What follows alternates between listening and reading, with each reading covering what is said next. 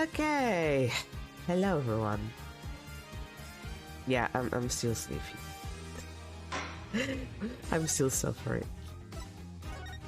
I don't know why I'm doing this to myself. I could be snugly in bed right now.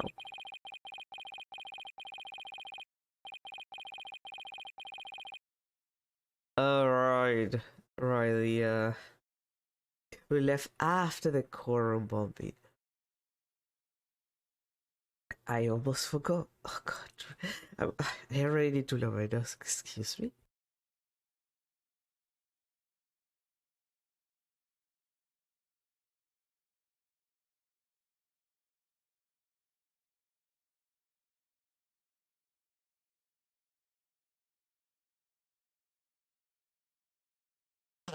I apologize. I can't do much about it. In the middle of the Space Center bombing trial, we had another bombing incident. This one is to quorum number 4. Furthermore, Apollo suffered massive injuries from being there when the bomb went off. I mean, you say massive injuries, but like the eye thing wasn't even an injury that he got there. Well, I guess he was bleeding with the first case, so I take it back.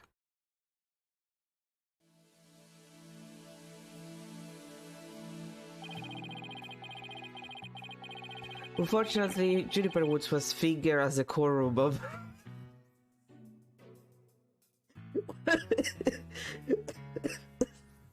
I'm sorry. Why do you have to use the word fingered? Why would you do that to me? It's just so funny. I'm sorry. It's funny to me. Yeah, she was fingered as a quorum bomber.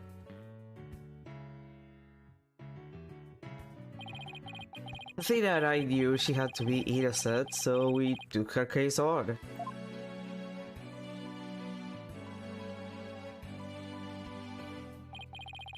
We managed to clear Miss Woods' name.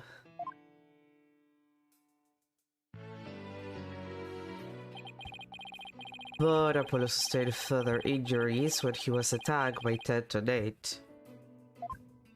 It's like Apollo has really bad luck, I feel. This poor boy. December 19, 3:31 p.m. Right Anything Agency. Apollo is a tough guy, but this is taking its toll on him. Yeah, poor guy. Being attacked by tornadoes and like that on top of all of his other injuries. Apollo is resting at the nearby Hickfield Clinic. I've had some experience with that place myself. On an awful turn of events. I never thought he'd land in a hospital of all places.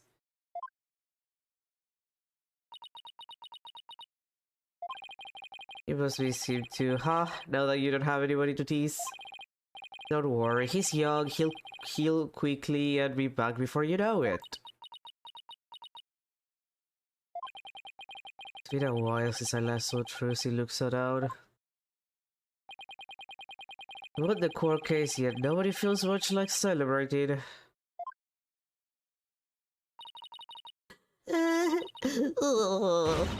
Alright, enough of these people. This is no time to be mopping around. Now dry those eyes, one of you. You're the only one who's crying, Athena. Technicalities. Look, we have work to do. We have to take over. Take over what exactly? Apollo Space Center case, of course. That's not very within reach. There's still a chance. I agree with Athena. We should pick up Mr. Starbuck's defense. We have to avenge your fallen comrade. Right, Daddy? Apollo hasn't exactly fallen. He's still alive, you know? He's just, you know... dying in the hospital. That's unfair. Good. Now that that's settled, let's get going. Come on, we're gonna run. Wait, right now? We better not be running the whole way. There she goes. I'd better go catch up. Can you take care of the office, Tracy? Sure thing, Daddy. Let's be careful out there. In the meantime, I'm going to make some cookies. I'll feel my magic magic for you. This seems to be feeling a little better. I can always go to the theater to perk everybody up, with her enthusiasm. Oh, she's back. Don't mind me, just forgot a few things. Wallet, phone, the documents, my bag. Feels more like you forgot everything. I can always go to the theater for that too. Alright, you two. Let's be careful out there. Thanks, Bruce.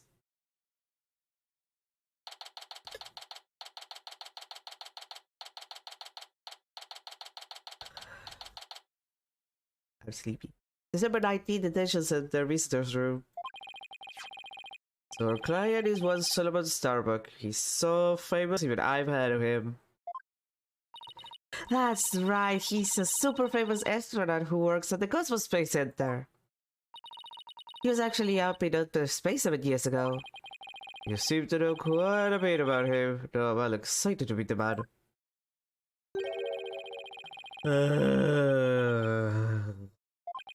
Whoa, that was the longest sigh I've ever heard. Apollo told me all about you. You're Phoenix, right? Apollo's mentor, right? Yes, that's right. Vendor has a nice ring to it. I like to think of myself more of like an annoying adult, but Mentor could work. Don't worry about a thing, Mr. Starbuck. Mr. Right and I got you covered. You're the new key that Apollo told me about. Wait! Did I know you from somewhere? Huh? You mean other than your trial? I don't think so. I guess so. My mistake. Okay then, this is the Athena flashback case. See, the one where she has like the full flashback, and we actually learn about why the fuck she's so fucked up. My memory isn't what it used to be. My mind and body are kaput. Kaput. Same goes for my life.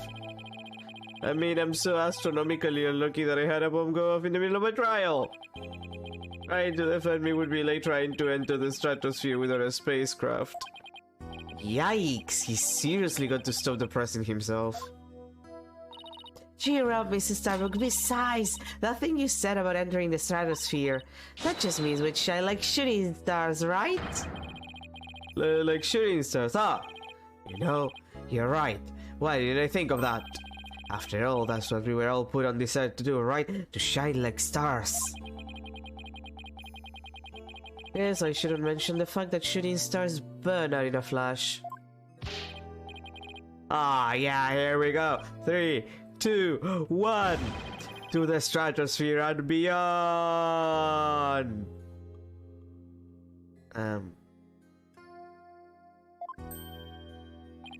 Yeah, I feel alive now. You can go ahead and ask me anything you want. Is that really all it takes? So you have no memory at all of the incident? I'm so ashamed. My memory of the time is as black and clouded as a dark nebula. Steve, it's that you don't remember a thing. Are you sure you didn't take one of those anti-anxiety pills like they said at the trial? I mean, I hate to break this to you, but not like some anti-anxiety, an antidepressive medication can cause memory issues, but like, again, the chances of that happening are not super high. Not everybody gets the side effects. Quite the contrary, a lot of people don't. That's why they're called side effects. Like, there is, in fact, a bunch of people who get nothing out of them, who are completely unaffected. So, it could just have been the fact that he passed out, or like he got hit in the head or something. Like there's a bunch of reasons why you could where you might lose your memory temporarily. You got it all wrong. I told her during the investigation too. I don't know anything about any drugs. I never took any meditation, I swear. It is true I developed a fear of space because of what happened 7 years ago. And I was taking medication secretly every now and then when my anxiety got bad. I mean, the fear of space is not something an astronaut can brag about, you know? Oh, the so-called Had One miracle. That must have been a terrifying experience. But I'm still an astronaut at heart, come what may. I would never take drugs that might impede my performance just before a launch. The launch meant everything to me. That's more certain than the theory of relativity. He seems like a completely different person now. He's the face of the astronaut I know. Phoenix, you don't know him personally. What are you talking about? Well, the tranquilizers were finding your system.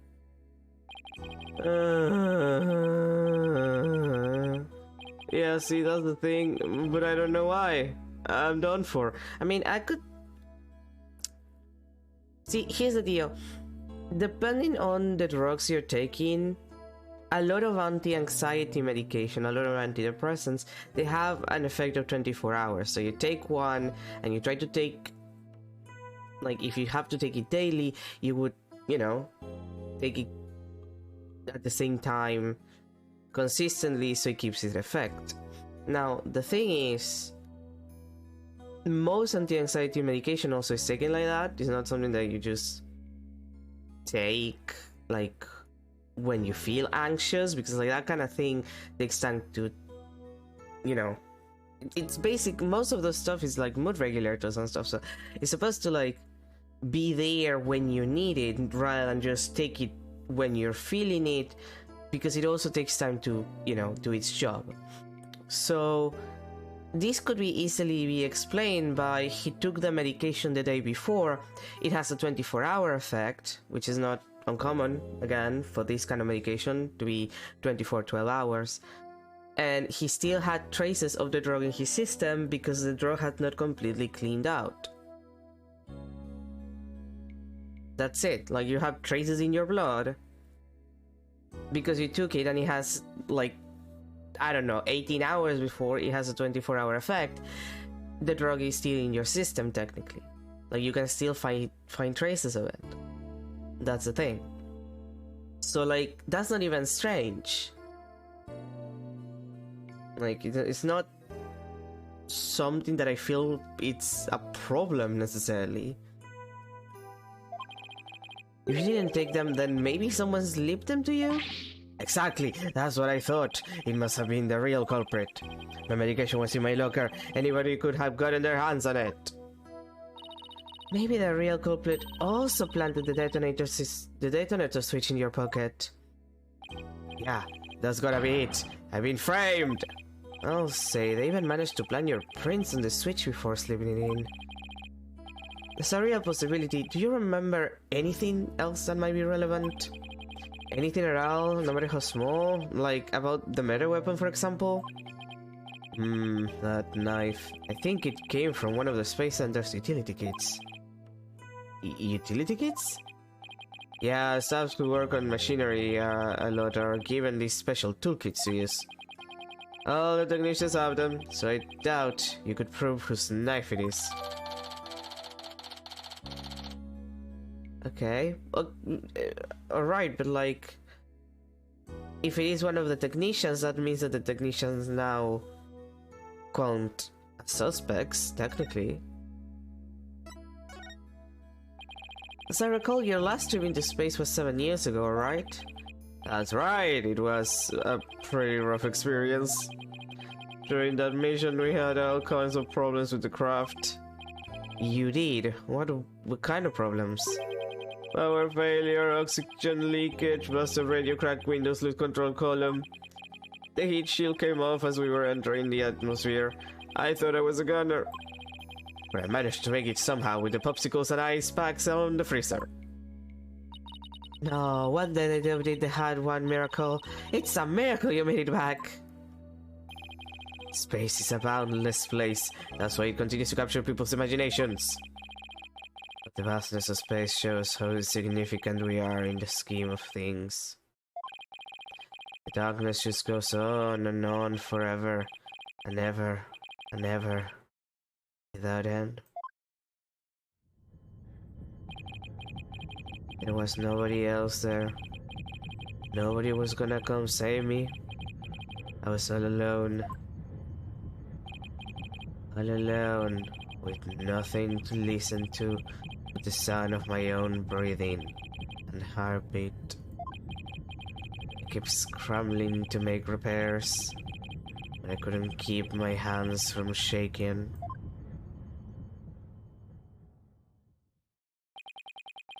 An experience like that would make anybody afraid to go up into space. With the experience you had, weren't you dreading this mission? Well, no way, of course not. Even now when I go up into space so bad I can barely stand it. I want to shake off the Earth's gravity and escape velocity and spin around weightless. Well, you have to admit it was pretty harrowing. Weren't you even a tiny bit afraid? I was afraid. Of course I was. I still am.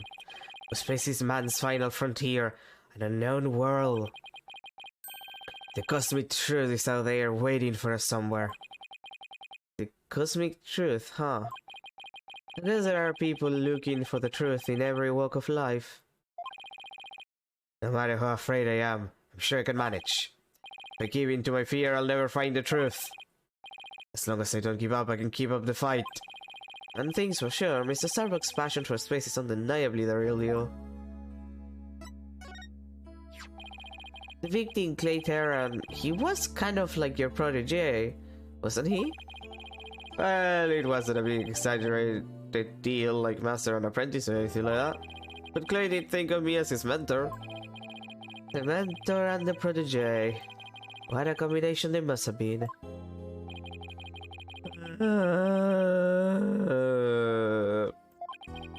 With his encouragement, I knew I could get over my fear and go back into space.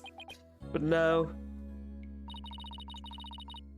Clay must have been very encouraging, huh? Yeah, it's funny really. Whenever I hear him shout, "You're fine!" I've always got the feeling everything really was gonna be just fine. You're fine? Apollo says I'm fine and you're fine all of the time too. And I always feel encouraged too whenever I hear him shout it. Yeah, Clay and Apollo were best buds. They used to come visit the Space Center a lot ever since they were high school kids. One day out of the blue, Clay even told me he wanted to be my protege. Those two hung around the Space Center so much they were like a part of the staff. One time during Zero G training, I started to panic a little. And the two of them took turns shouting "You're fine" over the radio. It was a simple thing, but it was exactly what I needed to hear. So I'm fine and you're fine were like Apollo and Clay's secret phrases, huh? I wish I could ask Apollo more about Clay and their relationship now. Yeah, he probably won't want to talk about his wife. His extremely dead wife. Like Phoenix, I recommend you that you keep him in bed and get him a psychiatrist, you know, for the therapy, before he decides to go on a murderous rampage against several criminal syndicates and then finds the person responsible and does a very elaborate and unnecessarily complicated plan to get them killed by himself. I've seen it happen. Speaking of Clay, how do you suppose he climbed down the ladder with you over his shoulder? Sorry, but I can't even begin to imagine. He actually did climb down that ladder, so a way has to exist. From the freedom of space to the walls of a cell. That prosecutor said the Dark Knight's kindness and how much of our windows. You're fine. Solomon saw Starbuck is fine. Everything is going to be alright. Huh? You know, Athena, you don't have to do that. He can be depressed for a little bit. He's in jail. He's having a bad time. Let the man have a bad time. And Athena Sykes is fine. Come on, Mr. Wright, you too. Do I really have to? Phoenix Wright is fine. I can't hear you. Phoenix Wright is fine. We'll get you back into space yet, Mrs. Starbuck. Believe in your own innocence and have faith in us. Apollo believes in you wholeheartedly, and that's good enough for me. I believe in you too. Thank you. Thank you, both of you. I'll put my faith in you. He's gonna betray my ass, isn't he? Like, last time I was very, Fulbright, what were you doing in the Space Center energy, which I still hold that it's weird that he was there. Like, I still think that it was very, very weird that he was there, and there's no point of discussion of, like, why were you there before the bomb department of the police, the explosions experts were there.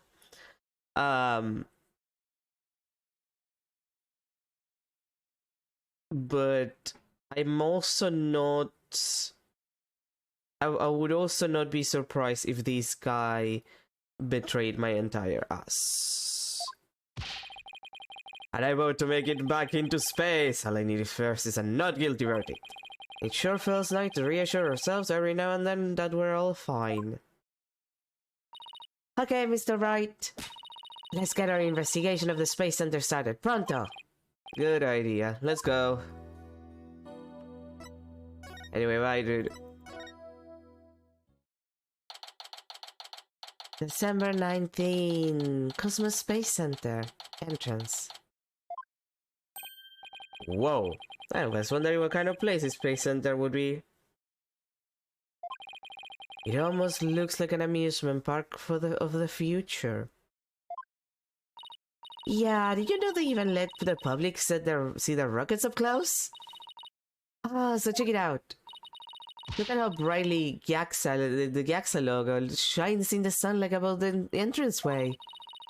Yeah, I really dig the stars and rocket motif it's got going. GAXA, huh? Isn't that the new name of the Federal Space, R&D? Is that... What would R&D be? Like, R, I'm assuming is research, but what's the D for? Wait, I actually need to investigate this.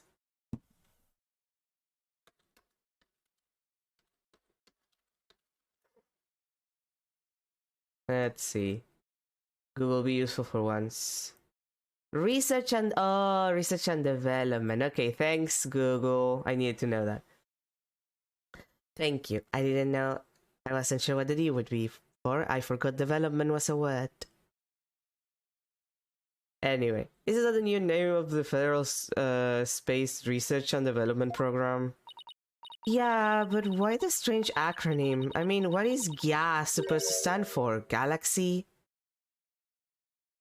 It's supposed to stand for GYAT. Because all of the astronauts have one. I hate myself for saying that. I'm not young enough to be into that kind of language.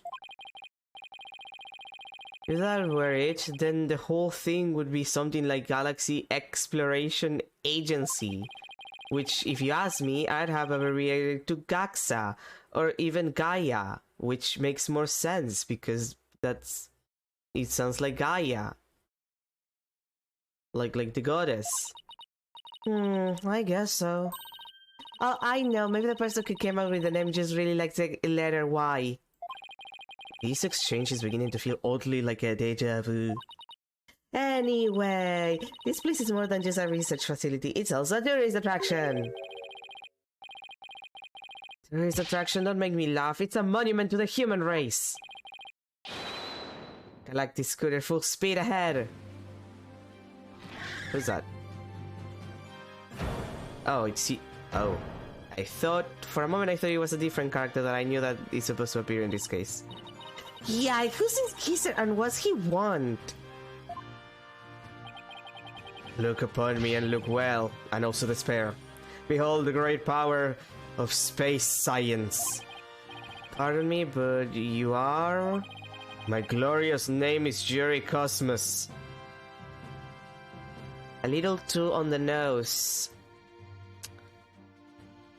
You know, as a cosmonaut reference, but... I am the director of the Cosmos Space Center, the center of the cosmos.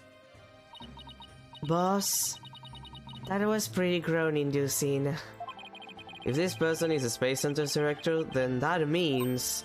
Haha, so you were one of the first to discover Clay's body, weren't you? And who was the first to find the victim? Actually, there were two of them. The Space Center director, Yuri Cosmos, on Detective Candy's arm. That is correct. I was honored to be the very first man in all of space and time to discover the body. When they talk of the incident, are you by any chance the Space Police? You can't tack the word space onto just any old thing, you know? It doesn't make it space related. Where's Mr. Starbucks' lawyers? We're here to investigate his case. Oh, and we're Earth lawyers, by the way, not space lawyers. I see. Yes, I've heard about you. In that case, by my esteemed privilege, I grant you permission to investigate. I trust you are appropriately grateful. Now go ahead, have at it. I can already think he's going to be nothing but trouble. Don't let me hear you say that, or you'll see what trouble really is. Space trouble? Probably space trouble, yeah. Let's just be professional. Oh god, I thought he was out. Let's just be professional and ask him about when he found the body, okay? Let's move on with our life. So, as director, what do you do here at the Space Center specifically? Defend peace across the galaxy and promote space development in this country. No matter what obstacles stand in our way, we keep going for the sake of mankind. I believe I used the word specifically in my question. Attention all personnel to your break stations. Prepare for break. I get it. You just want to run and tell people what to do in a self-important manner. That is exactly right. Because I am an important man, my manner is important. Mr. Wright, this man doesn't get sarcasm. Well, there's bound to be some people like that here in the boundlessness of space.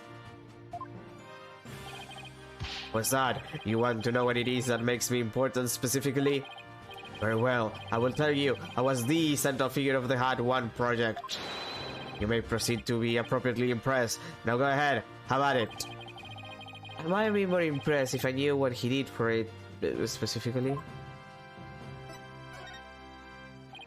Could you tell us what you know about the incident from the other day? I refuse. What? Explain, it is a job for common folk, not the director of the center of the cosmos. I think I hit my mic, I'm sorry.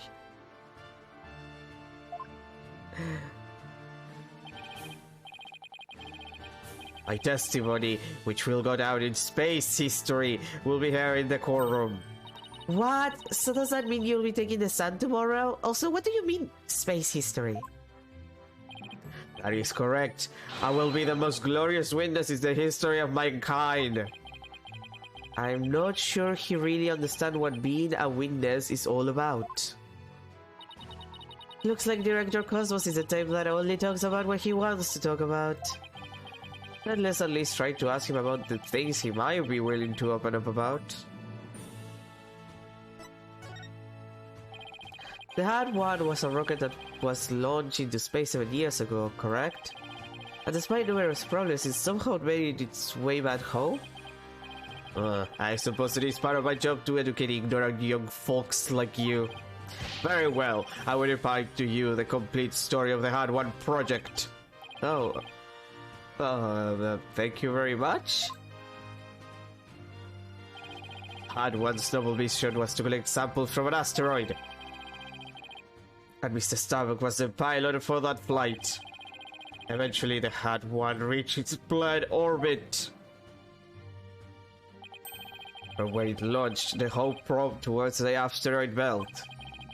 But there, the Hope probe began its long, lonely journey into the far reaches of space. Then, after a terrifying struggle, the Had One returned safely to Earth. That struggle was... oh god damn it, I thought he was still telling the same. The struggle was when the incident known as the Had One miracle occurred, right? Correct. And it truly was a miracle. Of course, they just had to turn the ordeal into a movie.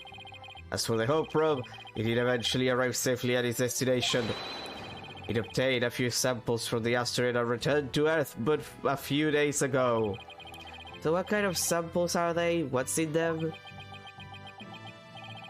The samples are scheduled for analysis in the near future. We haven't had time since they just came back the day before Terran's murder.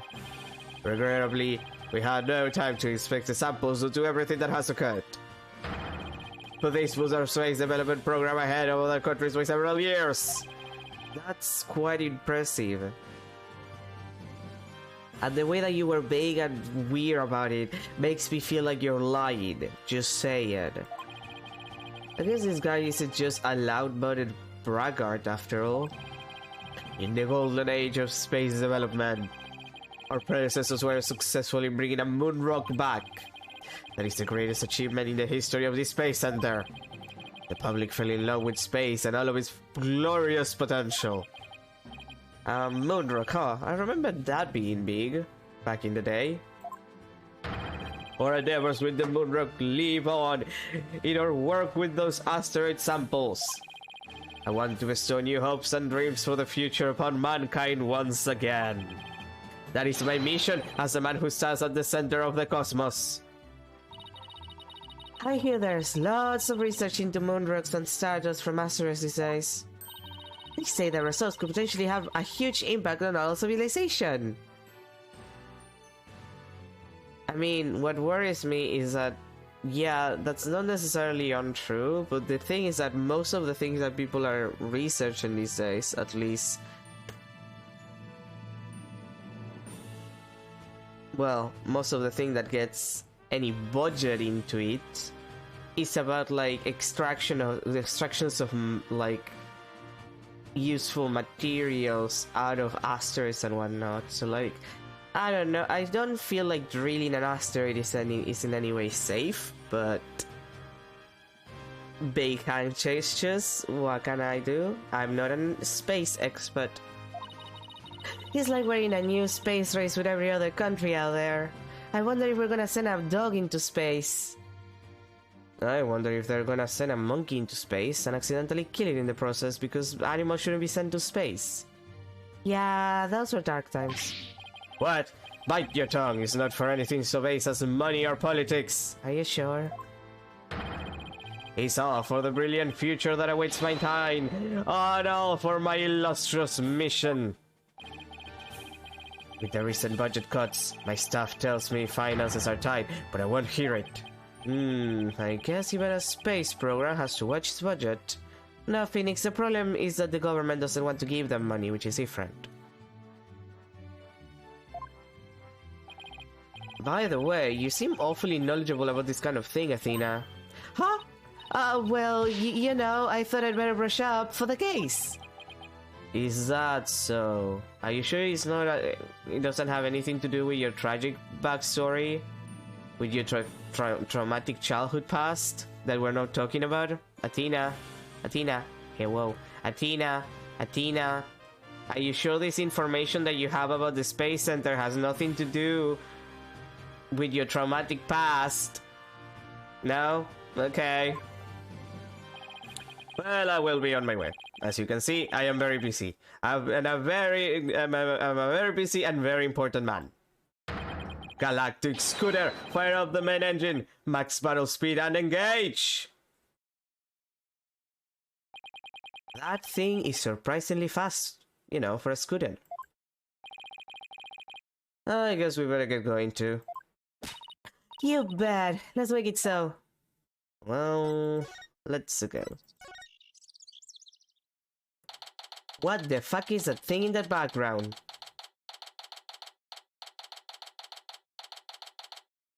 What is that thing? It's like if how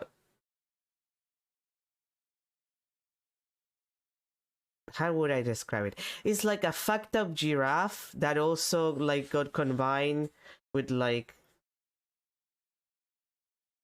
you know those weird like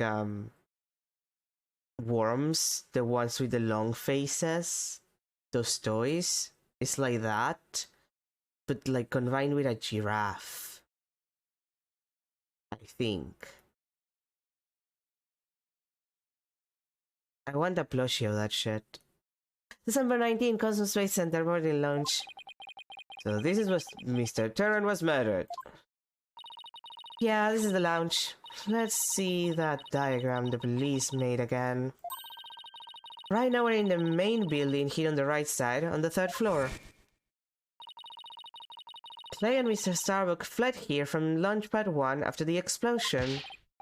You there! That means without explanation. We're Mr. Starbuck's lawyers. We come to investigate. Sorry, nobody gets in without permission, not even the police superintendent. Can't help Detective Fulbright getting mad at me. Detective Fulbright is here, huh? I don't trust like that. Yeah, he's in the Launchpad 1 corridor. Go get clearance from him and then we'll talk. Leave it to me. I'm great at getting intel out of Detective Fulbright. Let's see, what trick should I use on him today? I don't know if I should be grateful or afraid.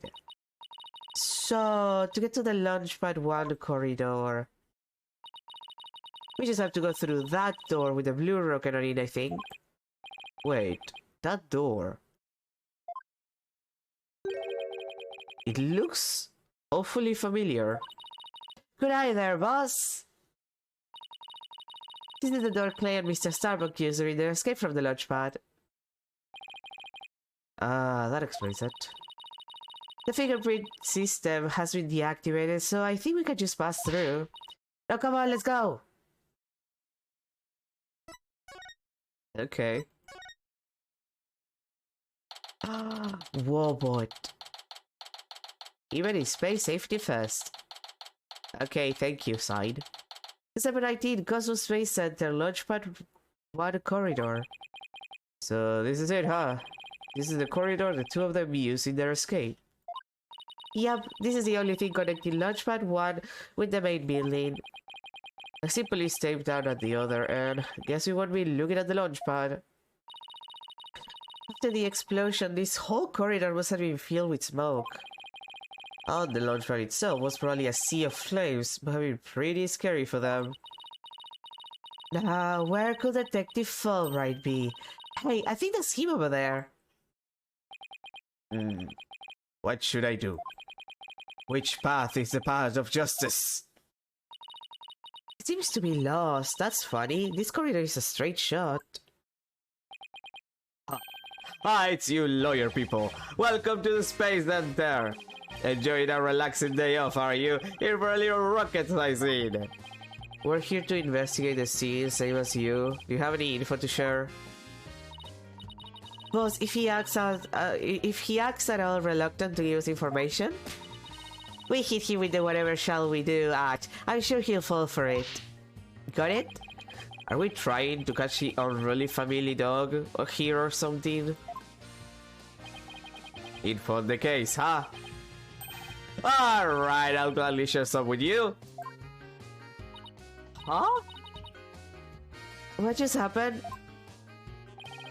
Detectives and lawyers seeking truth and justice side by side. I like it. Just take whatever you want from me, you info bandits. I'm in a generous mood today. Yeah, okay, this is not Fulbright. Someone has replaced Fulbright with a fake Fulbright. This is not real Fulbright. This is not Fulbright. This is not him. This is not him at all. Oh god, my nose, give me a second.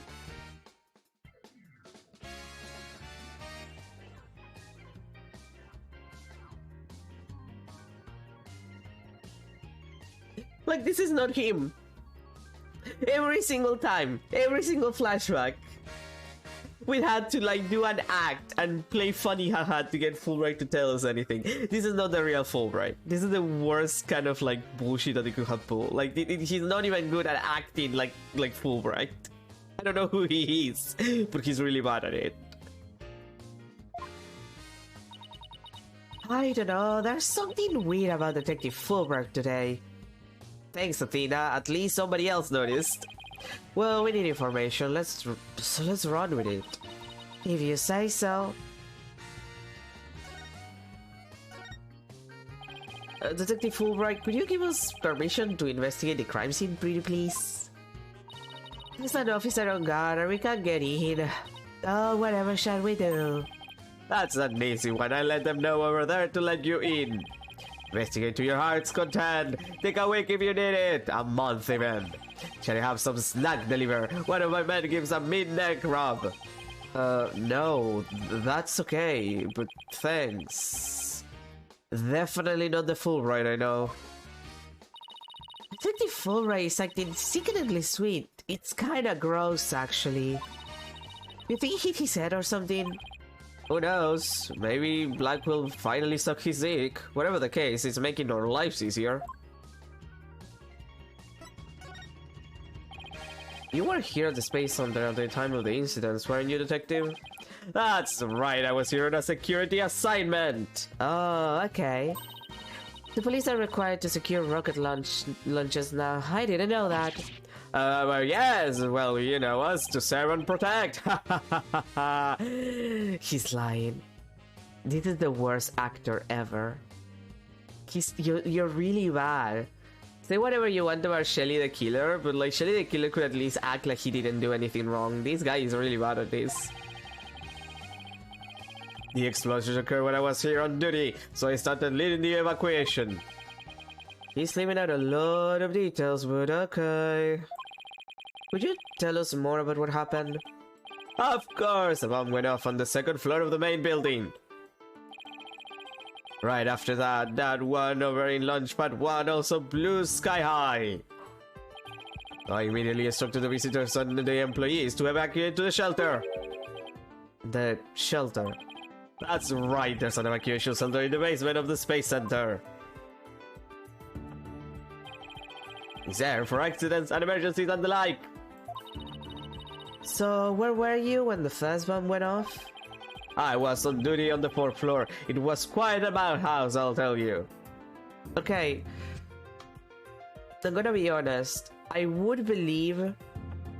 Here's what I think. Because this is clearly not Fulbright.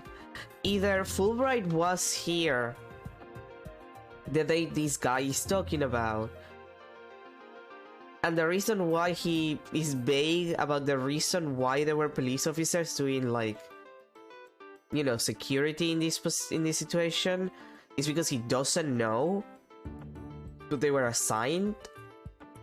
So he killed Fulbright and replaced, like, body double him. Or alternatively, Fulbright was killed before the events of this murder, and this guy replaced him and came here because he already was intended to involve himself in this murder. Like, and I say murder because, like, if Fulbright got replaced, if he got body doubled, then I hate to break this to society, but he's definitely fucking deceased. It's an Ace Attorney game. You either commit a murder, get accused of committing a murder, or are murdered. So there's not a lot of choices here.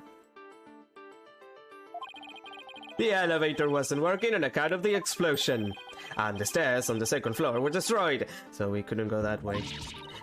Then wasn't it impossible to get down to the basement shelter? No, we'll lower an emergency ladder from a 4th floor window and escape that way. It was a folding ladder, so it wasn't very stable, but at least it reached the ground. After I secured the ladder, I left to take another look around for any other survivors. Once everybody else got out safely, I made my way down too and headed to the shelter. Wow, what an ordeal. But climbing down an emergency ladder kinda sounds fun. Thank you for your answers, Detective. They were very helpful. I'm on to you, bitch. Just one moment. I have some more information to share with you. Don't tell Prosecutor Blackwell, okay? Wow, and Prosecutor Blackwell usually has you on a short leash too. Well, never mind that. Haha. I thought you should know that there was a witness. What do you mean there was a witness? Could you tell us more about this witness? Sure thing! The witness was a Space Center employee who was on the 4th floor. While she was climbing down, she looked through a window into the 3rd floor lounge. So she was looking into the crime scene from the outside. That's right! It was just a matter of chance that she saw something important. Not that I know what she saw exactly yet, though. You don't, but that's the most important thing of all. Haha, don't you worry, I'll get around to interviewing her soon enough. She should still be somewhere here in the Space Center. You might even run into her. Oh god, is this Blackwell's sister? I know the Blackwell's sister is in the space case. A 4th floor employee, huh? Alright, thanks for the info, Detective Fulbright. Gee, you sure are being cooperative, Detective. A little too cooperative, even. Are you sure you weren't body snatched and changed by a different version of yourself, and or someone who's just dressing as you? Yes, well, actually, Something you can't talk about? yeah, something like that. Anyway, never mind. Don't worry about me. I am definitely totally Fulbright and not a fake Fulbright that may or may not have committed a murder. Why were you so specific about that? No reason! Well, I'll be on my way now. What was that all about? Like that part about him being a body double. Something is definitely going on. I'm going to get it out of him the next time I see him. Okay. I'm not so sure he'll talk about it though. Well, we have permission to investigate now. Let's head back to the boarding lounge.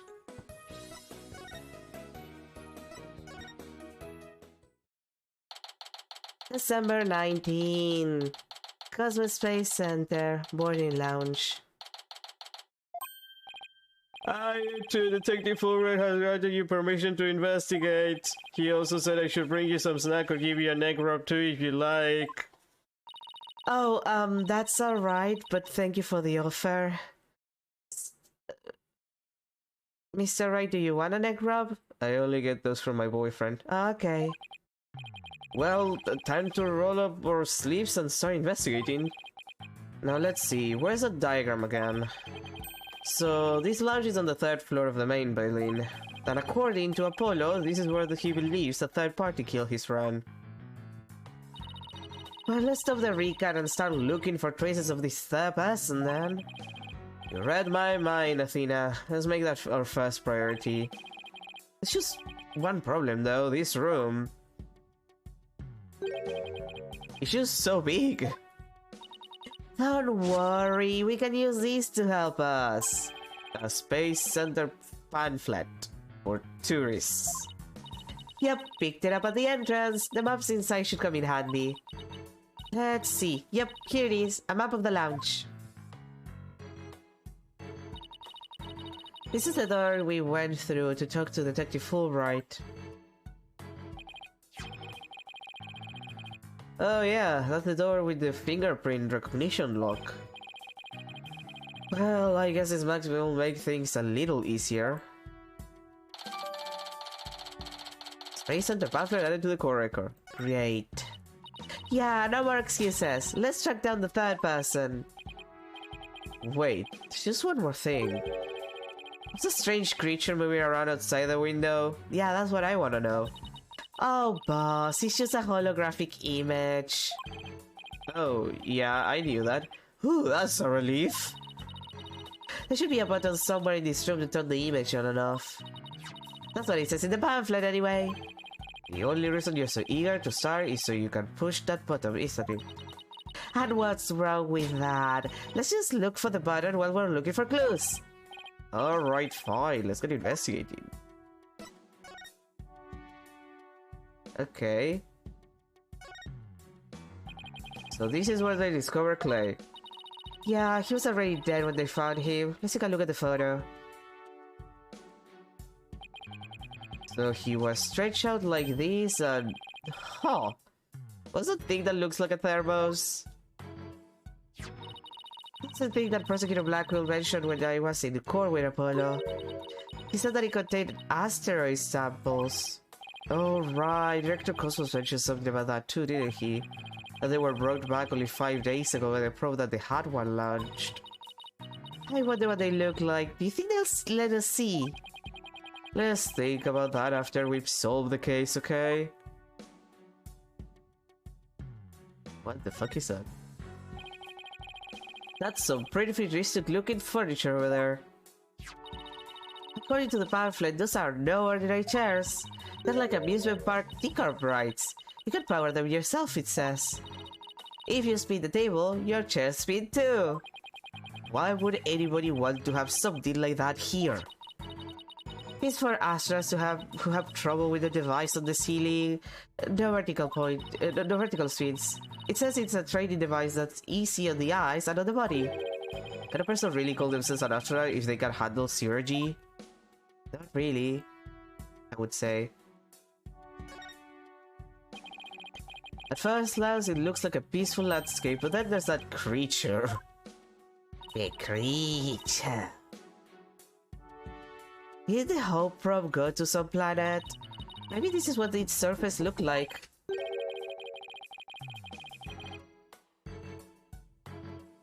I don't know, I think it would have made the news if they discovered a creature like that. Sorry about the thing. Someone came in. It did make quite a bit of news though when the probe came back.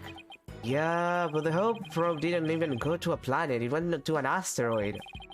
That's a big rock kind of thing. Even aliens can live there. Aliens.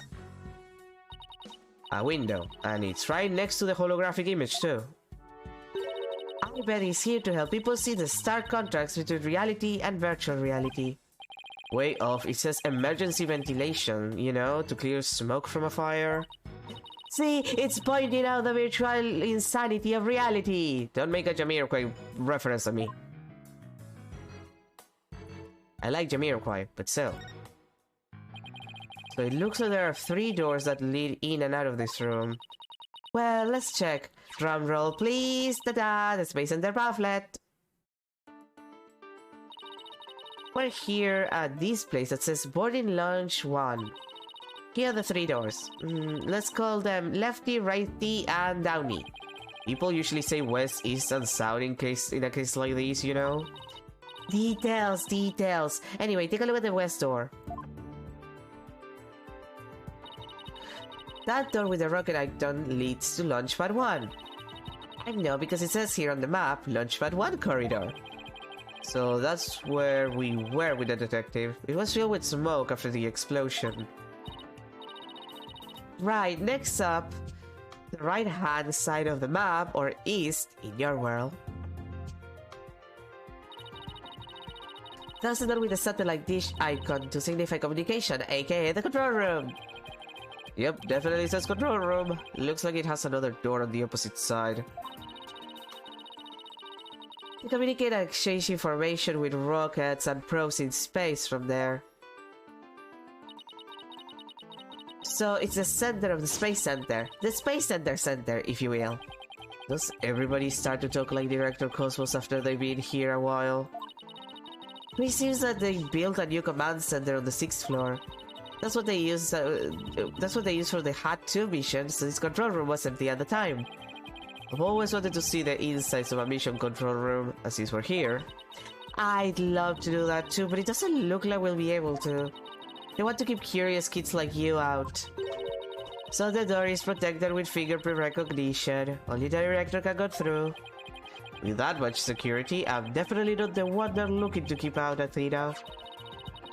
So apparently, the lock is also hooked up to a backup generator in case of emergencies. Why would you need that much protection to the control room if you're not gonna be using it? This is not floor 6.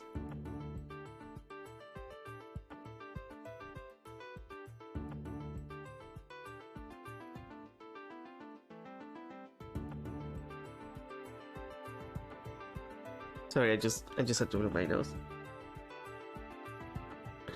Like, why? Why is that necessary? Okay, what about the last door? This lower door... Oh, excuse me, I mean, south door? It leads to the elevators. This is the door we came through when we entered this room, right? Yep. And of course, there was no fingerprint recognition device, so it's open to anyone. The elevators weren't working at the time of the explosion. Due to the explosion. Well, that's about it for the three musketeers of the morning lounge. Thanks. Understanding the layout of the lounge should help us understand this case. That's why I thought we'd better have a good grasp of where all the doors go.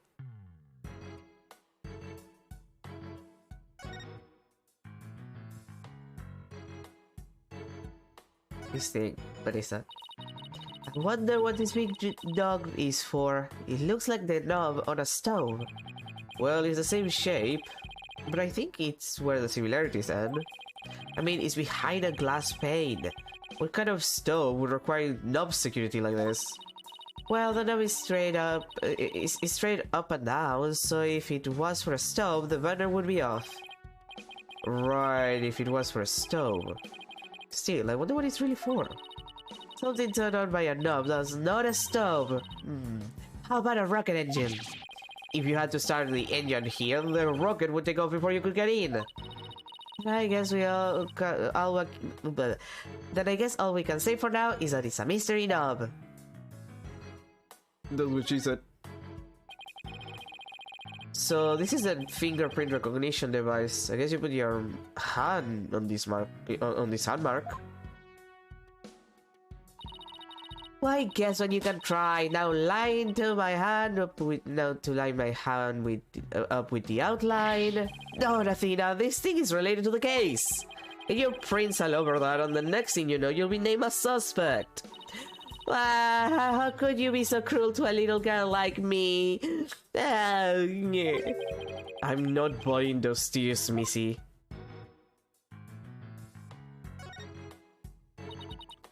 Let's see, this door is where's that pamphlet? Here we are. It's a door to the corridor that leads to Launchpad 1. We went through it earlier when we went to talk to Detective Fulbright, so I guess the security lock must be disengaged now, right? They say the corridor was filled with smoke at the time of the moonbeam. This thing beside the door, this must be the fingerprint recognition device. Which reminds me, I think Prosecutor Blackwell talked about it at the trial.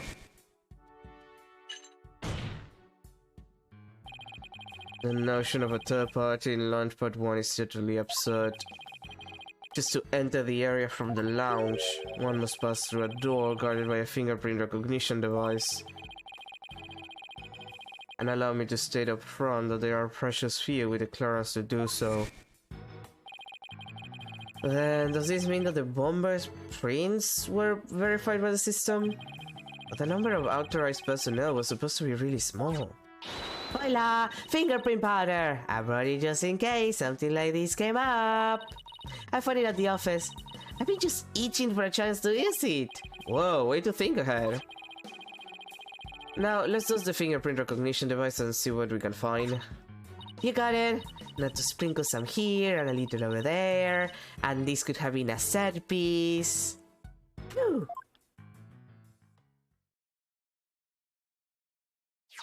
If this was at Polo Justice, they would have given you a set piece where you could, like, cover the screen in fingerprint powder. Let's see what we have here. Oh, we got something. It's only a single set of prints. Isn't that a good thing? Sure wish we could figure out whose prints these are. Although I doubt we'll be so lucky as to get the culprit's prints in the first try. Well, I'm willing to bet that Detective Fulbright has some fingerprint data. Right, and there's a security footage of this door too. Yes, it is. It came up in the core the other day. I wish you could see the part of the footage just after this bit. Oh, because that would be right before the murder, wouldn't it? Let's ask the detective. With the mood he's in, he'll probably show it to us right away. Yeah, he's in almost too good of a mood today. Let's see if we can find him again once we're done with this room.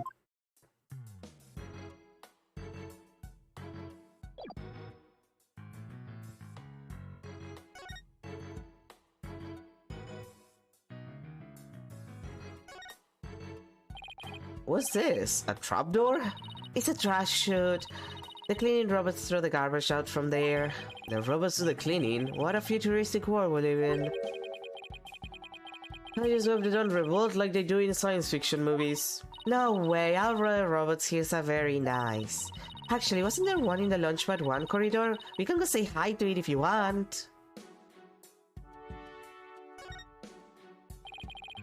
Here's another amazing piece of equipment. Walk on the surface of the moon, it says. Oh boy, I wanna try it. Gravity is weak on the moon, so I bet I could do mid-air somersaults. Well, I am weak anywhere, not just on the moon, but thanks for calling me out like that. We're still on Earth, remember? Besides, it's connected to the ceiling. Well, at least I could jump really high. There's a sign on the wall that very clearly says don't jump too high. Then what good is this thing? I didn't say it in the beginning. Didn't I say in the beginning? Walk on the surface of the moon. Yeah, there's a little danger sign. Oh, shiny. Hey, I see something shiny down there. Let's take this cover off then. What's this? It looks like a metal jelly bean. Athena, what the fuck are you talking about? It's really small, but it's a bullet. It's only about 2 or 3 millimeters in diameter. Let's see, that would make the caliber 10? Yeah, around 10, I think. I think that's a 10. Caliber refers to the diameter of a gun's barrel, right? Yes, but I never heard of a 10 caliber gun before. This bullet must be for a special kind of gun. How about if you tried firing a bullet this small with a regular sized gun? It would just fall right off. Yeah, it must have been a really small gun. I wonder how the bullet ended up here. I mean, we're in the bottom left on the south door side of the room, according to this map. That's pretty far from where Clay's body was. Maybe the police didn't think to look here. Also, Athena, I'm going to point this out. Clay was stabbed. He wasn't shot. Why is there a bullet here in the first place when no one was supposedly shot? Yeah, leave it to the detective Fulbright to accidentally hand us just the car we need.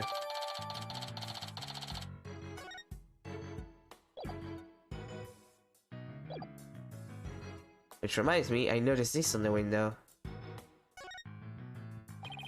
A bright purple sky, plenty of greenery, and a tranquil lake.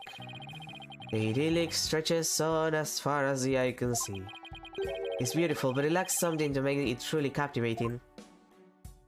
Really, Phoenix? You're not gonna notice this thing?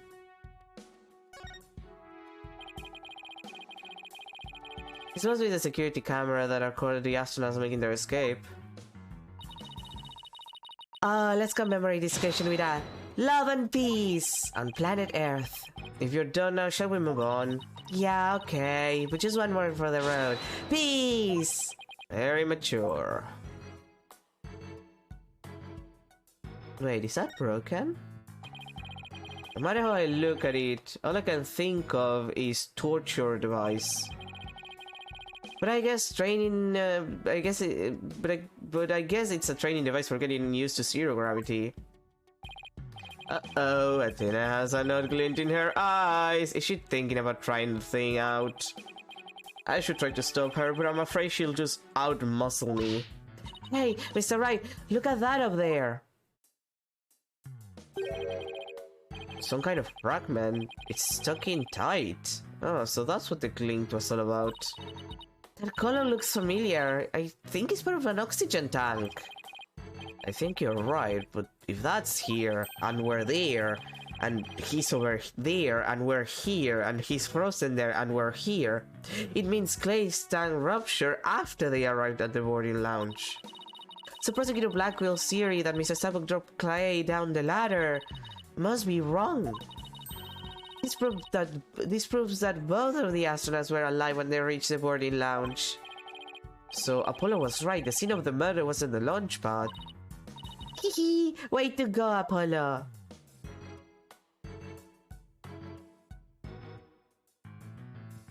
Okay.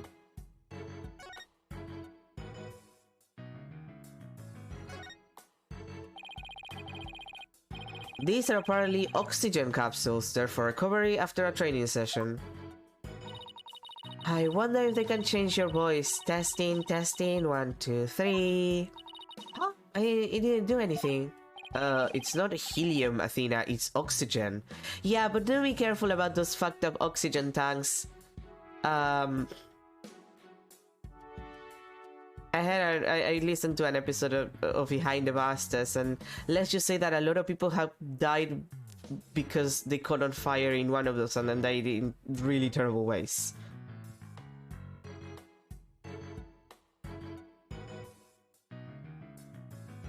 Except in this case, the people that died were mostly children.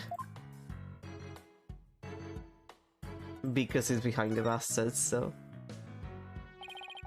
There's some kind of panel with 2 buttons on it here. Just push it! That's the invariable principle of buttons! There are such things as buttons left unpushed. Aww. Goodbye, creature. Goodbye. Hey, the giant holographic image disappeared. Yeah, though that side of the wall seems kind of barren without it now. Still, let's see if we can find anything new with the image off. Is that what it took, Phoenix, for you to notice the thing on the thing? Like here?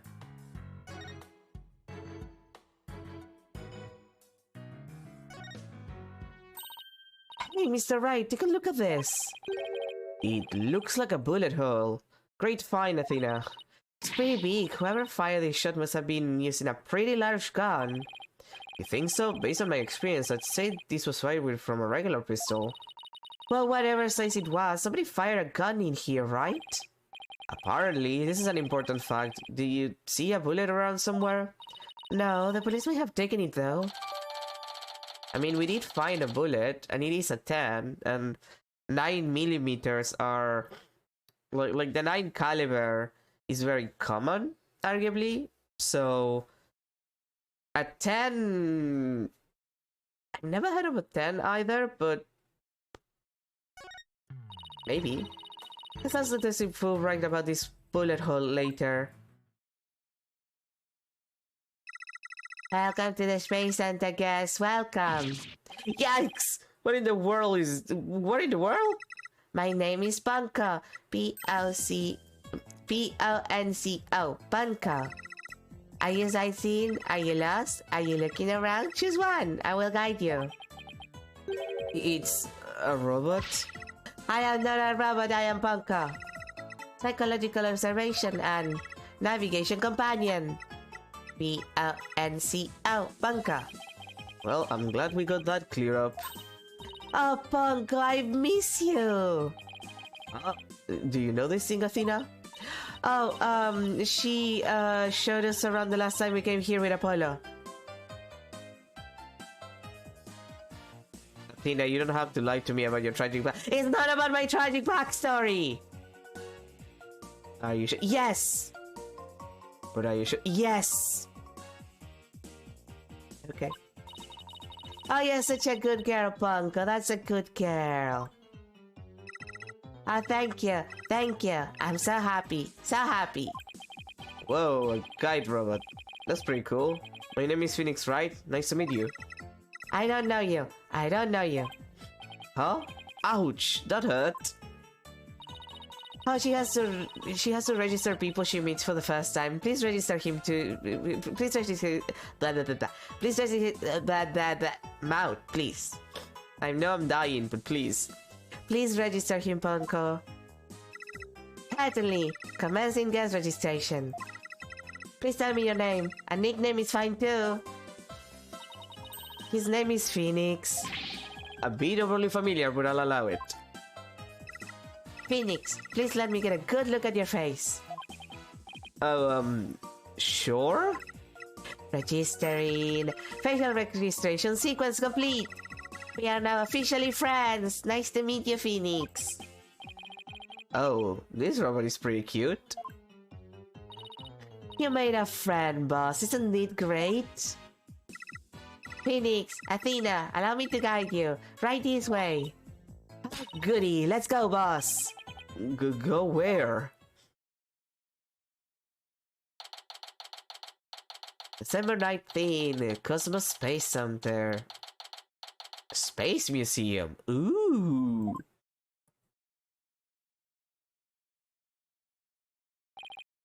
Oh, whoa, what is this place?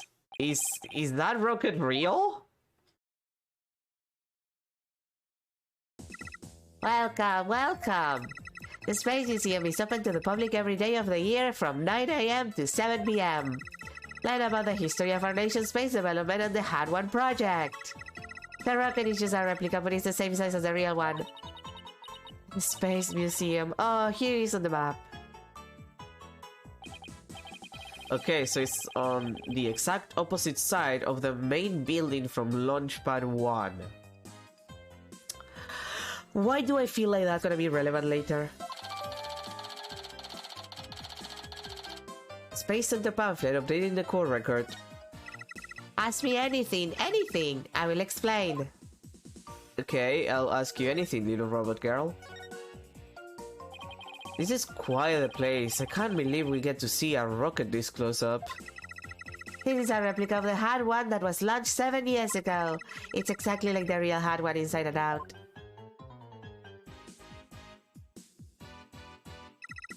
Its little brother, the Had 2, was supposed to launch the other day. I wonder if Punker knows why the launch was cancelled. But there is an exhibit about the launch 7 years ago. Check it out. Spacesuits, photos, newspaper articles. I'd like to come here again on a day off. Hey, was this a photo of?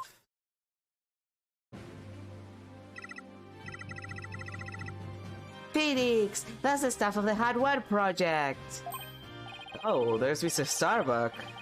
He looks so young and so different. That's...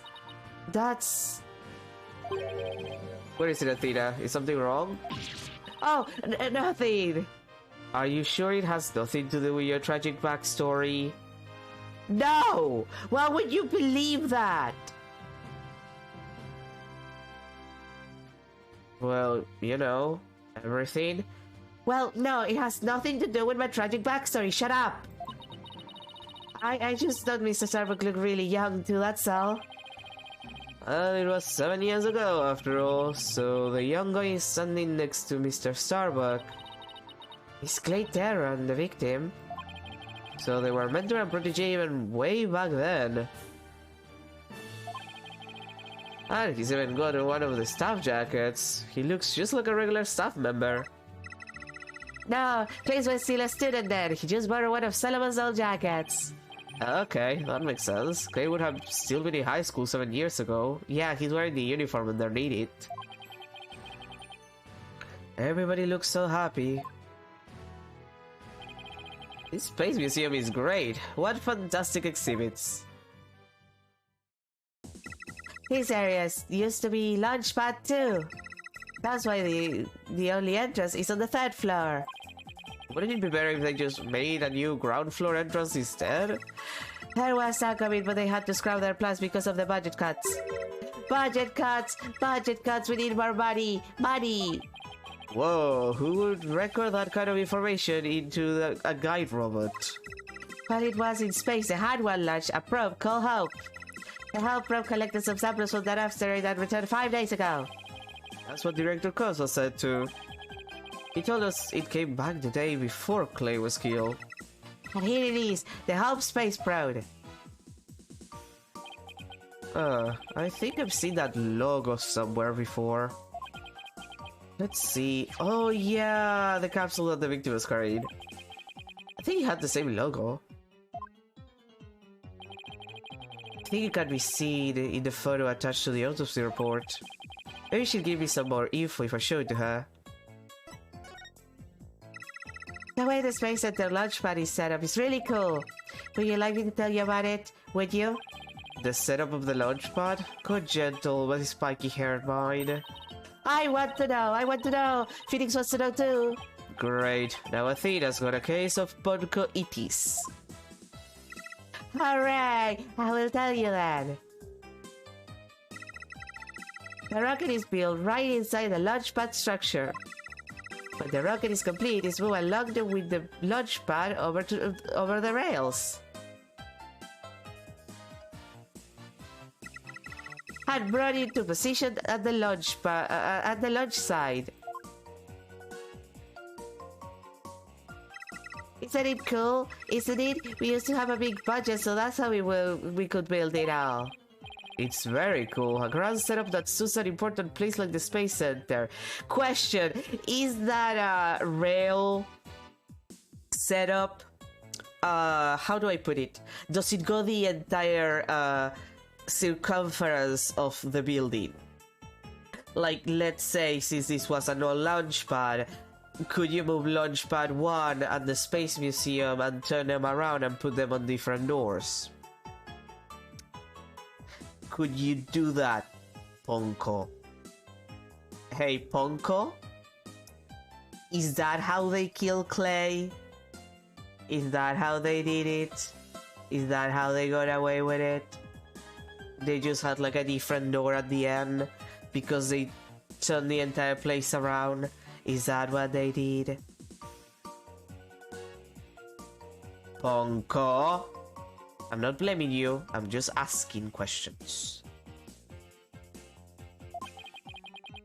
I guess everyone is hoping for a bigger budget next year, myself included. I'm guessing the whole thing is operated from the control room, huh? That it is, but it can also be operated from the new command center too. Either way, the safety lock in the boarding lounge has to first be disengaged. I guess before a big move like that can be carried out, there are all kinds of procedures. Oh, sorry. I am in fact dying between, you know, the snot and everything. Like, I am in fact in the process of just dying. It's like my body wants to kill itself. It's fine. I would love to see the launch pad being moved. What's the next one scheduled for? Searching data. All future plans have been put on hold. Because of the bombing and the murder, I'll bet, which is perfectly understandable. Well, when was the last time it was moved? Searching data. I'm sorry, that answer isn't in my answer database. I guess people can only answer certain questions. Suspicious?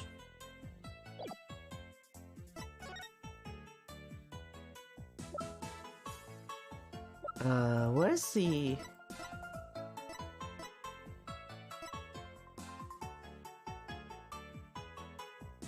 Wait. Oh, the autopsy... Oh, right, the autopsy report. Ponko, do you recognize this capsule here at the top right? Checking register data. I know, it's a Hub capsule. It was carried inside the Hub probe. It contained the asteroid samples, right? Yes, it was designed to store the samples gathered by the Hub probe. It's been stored in the safe in the safe in Launchpad 1 ever since it returned to Earth. It must not be removed. It must not be removed. Don't worry, Ponko. The people in charge already know what happened. They do? They do? I must ask them later. The capsule was being kept in Launchpad 1, huh? Maybe Clay was trying to carry it to safety after the explosion. The Space Weather staff must have been really excited to finally get the capsule back. It's a pity this incident occurred before they got a chance to check the contents. Well, the police took it as evidence, so they'll have to wait a little longer.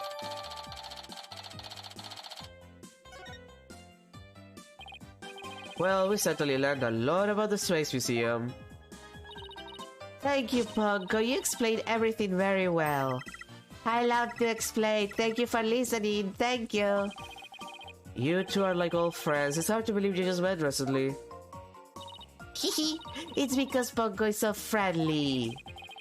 Well, what should we investigate next? Let's go find Detective Fulbright. We have things to ask him about. Let's see. The security footage and the fingerprint data, was it? Okay, then let's go back to the Launchpad 1 corridor. Bye, Punko. See you later. Come again, and don't forget to visit the gift shop. Poor Ponko, what a Dickensian life we all are forced to lead.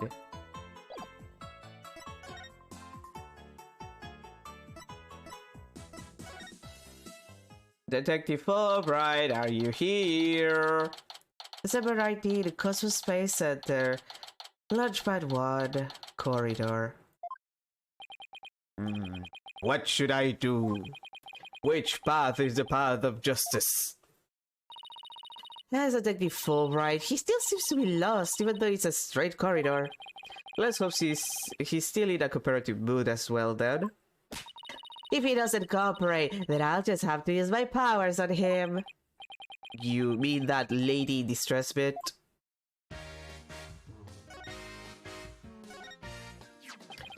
We found a bullet hole in the wall at the crime scene. You might want to investigate that. You did! Our team found that too. It was Detective Arm who fired that bullet. Detective Arm? That's right, a warning shot for the defendant. Was it really such a high threat situation that she needed to do that? I'm afraid I don't know the details. What with Detective Arm gone and all. But I thought there were two people who discovered the crime scene together. Oh god, my nose.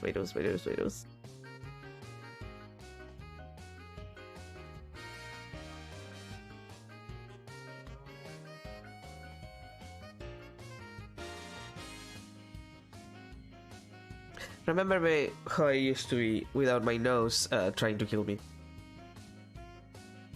Anyway, but I thought there were two people who discovered the crime scene together. We already know Director Cosmo will justify. Tomorrow will be about what he knows. Hey, you're pretty smart. That's exactly what we're planning to serve as the main course. I hope it goes out easy. Detective, we'd like to run a comparison of some prints we found in the boarding lounge. Ah, yes, I just happened to have compiled the print data of everyone related to this case. I can always make another copy for myself, so it's all yours. Consider it a gift. This is quite a bit of data. Well, when I said everyone, I meant it. Prosecutor Blackwell said to dig deep, so that's what I did. It should take a while, though. Wow, he's got Apollos and my prints. He even got prints for all of the robots. I guess when Blackwell said to dig deep, Fulbright didn't bother to ask how deep. Clay's fingerprints are here too. I personally removed his glove during the investigation. We had to get his fingerprints to confirm his identity after all. I still can't believe you took off his glove to get his fingerprints. Yeah, well, you can't blame me for thinking they're important in this case. There are a lot of doors that require fingerprint verification in the lounge. So depending on whose prints we find, it can completely change the tide for both sides. That is true. Makes sense. After all, the culprit's prints did get them past the fingerprint lock somehow. Oh, and take this picture. It might come in handy. Isn't this just a photo of the Launchpad 1 door? Yep, but Prosecutor Blackwell seemed really interested in it for some reason. Huh, what's so important about this door? Good question, let me see the footage.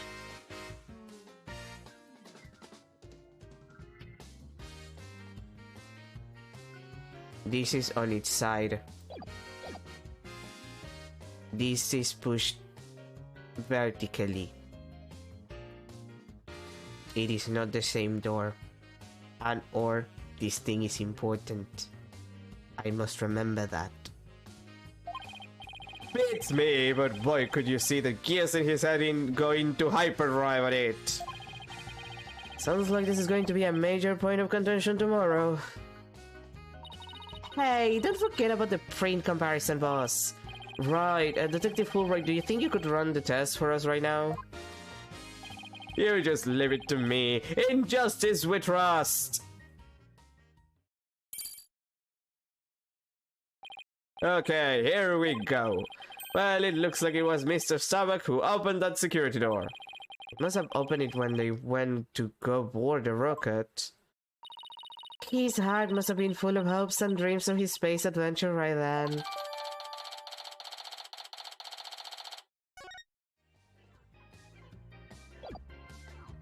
Do I have to give him anything else? The camera footage, okay.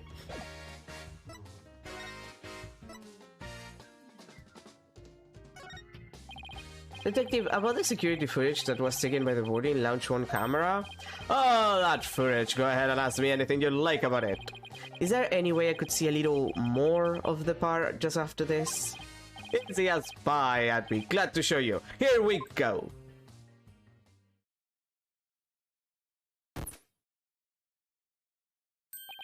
Huh? The screen went black.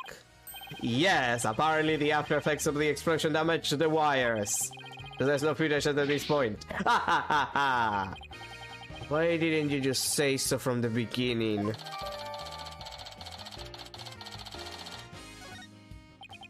Something definitely seems to be up with you, Detective. You're unusually cooperative.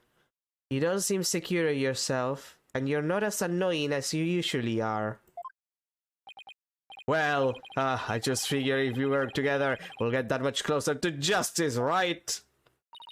But it seems like something's really been bothering you.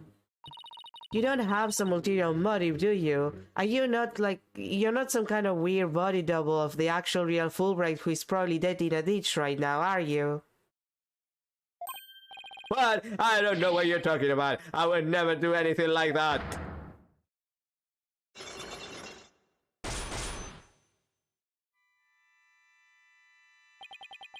It's been a while. Those are definitely Cyclops. You just mouth psyched. Is there something I should be psyched about? No, no. Psych-lock is a system of locks on the secrets in a person's heart. Okay, Phoenix, why are you telling them this? People don't see this beyond you. You're the one who's holding the Magatama. Phoenix, why are you telling them that? Why would they believe you? You're holding the Magatama. Like, the other people don't see it when you're holding the Magatama. Only people holding the Magatama know. The fuck are you talking to? Phoenix! We don't reveal the craft secrets. I can see when people are trying to hide those secrets by using the power of these Magatamas. Phoenix, what are you telling him? No, this is actually bothering me. Why is Phoenix telling people about this? He doesn't go out, like, he has never gone out of his way to tell people about this. The only people who know about it are Pearl and, like, Maya, because she's the one who gave him the Magatama and Pearl was the one who charged it for him. Phoenix has never outright just stated about the Magatama. Like, he's said things out loud, but he's always like kind of like backed off and never said shit about the Magatama and how it works. Except, I guess, to Edward, because he gave the Magatama to Edward during the last case of Trials and Tribulations. But even then, he was like delirious from falling into a river. He asked Edward to take over the case while he was recovering. And Edward did not understand what the fuck he was talking about up until the point that he actually got the Magatama activated, and then he was like, oh, so that's what he was talking about. I see how it is. I wonder if he's ever used this on me. Anyway, this is dumb. Why would you write this? Why would you unnecessarily like give this to us? We know what it is. You don't start Ace Attorney 5 without playing at least a couple of other Ace Attorneys, and 3 of them is just Phoenix Wright Ace Attorney, and 2 of them involve the Magatama actively. Dual Destinies player, here is how I figure things out and how I make people talk. Showstone. See? It comes out like so stupid on top of that. Like, it's so dumb. Like, it's dumb that he's explaining it for A, the fact that people are gonna just look at him like he's insane, and and B, because it makes no sense. Fake Bright, I will definitely take it away. Oh boy, is he gonna take it away? Presenting evidence can break those locks and reveal any secrets they're hiding. Mr. Wright, how much did they bilk you out for that piece of rock? If you've been swindled, I know some lawyers I can introduce you to. I'm more than capable of representing myself, thank you very much. It isn't some kind of fraud, it really works. A friend gave it to me a long time ago. He's not gonna take it because, like, that's the most embarrassing thing. Like, Phoenix, if you show the stone to people, they might rob you of the stone and your ability to see the Cyclops. I have to remind you of that, Phoenix. But I guess seeing is believing. Allow me to show you. Let's see what presenting the Magatama will reveal, shall we? But wait, why is it giving me a tutorial? Didn't we use the Magatama earlier? Take that!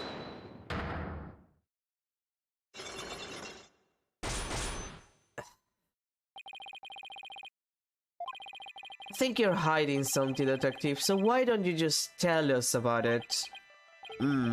What to do? Which path is the path of justice? Detective Fulbright is really in agony. Phoenix, I don't know if I would call this agony. Like, he seems, how do I put this politely? He's fine. He's fine, Phoenix.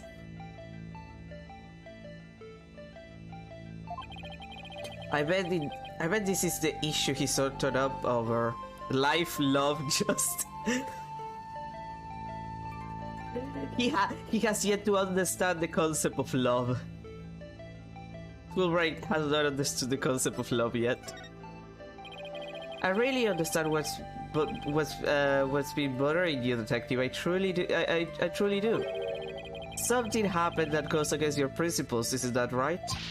Ah, no! I don't know what you're talking about. Until the explosions occurred, everything was just fine. Is it though? Is that a fact? Yeah, peaceful as peaceful can be. Everyone's whistling a happy tune as they did their job. You never saw a more relaxed guard detail for a routine rocket launch. I don't think the guard detail was as relaxed as you claim as long as this exists. Let's see. Utility dive, hobby report. Police officer, a real police evacuation. Okay. I guess the evacuation report. Take that! Before the explosions, what was supposed to happen here was a rocket launch. And yet, security was so tight, they even brought in a special task force. I'd hardly describe that as a relaxed guard detail. Yeah. Now hold on just one moment. The entire nation had their eyes on this extremely important rocket launch. That's why I was calling on a special security detail. As versatile as you are, I can certainly believe that that's true. Would I say it's very strange that this person would be part of the detail from the outset? Where is she? Yeah. Miss Arm? Take that! Miss Lady who is there? Detective Arm specialized in bomb cases. The fact that she was here on HUD means that you people knew there was a possibility that a bombing would occur. Ah, you got me, Mr. Right.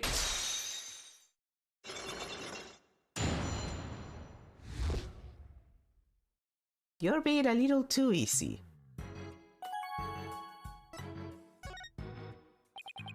Alright, I concede you win. It's just as you say. A few days before the launch, they were warned about a potential bombing.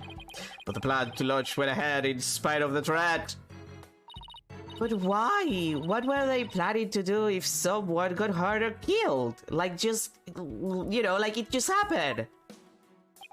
Yeah, I know. The decision to move forward wasn't exactly just, was it? How was the warning delivered? By phone and directly to Director Cosmos. But the police department instructed everybody to keep it on the wraps. That's a big thing to keep quiet about.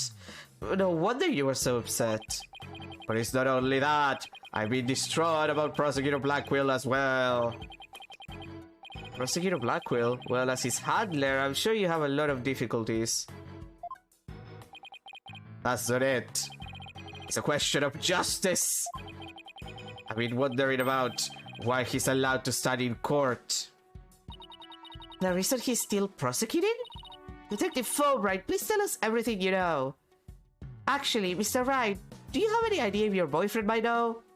Probably, but I'm not gonna ask him. Why not? Look, it's complicated. Well, talking to you folks about it would definitely be breaking the rules. Never mind that. What are rules with things to be broken, right? Well, to tell you the truth, having a prisoner act as a prosecutor is highly irregular. I think we guessed that much. So why is it allowed? Why is it being allowed? I've been wondering about it. So you weren't told why either, huh? No, I guess the order came from pretty high up the ladder. Yeah, it would have had to be. It would had to have been, rather. Why can't I read? I think it's the nose. The nose is making it difficult for me to concentrate. But Professor Blackwell told me once. The hunt I've been on for the phantom of 7-year past continues ever still. 7-year past? A phantom, huh? Not one of the friendly variety, I gather.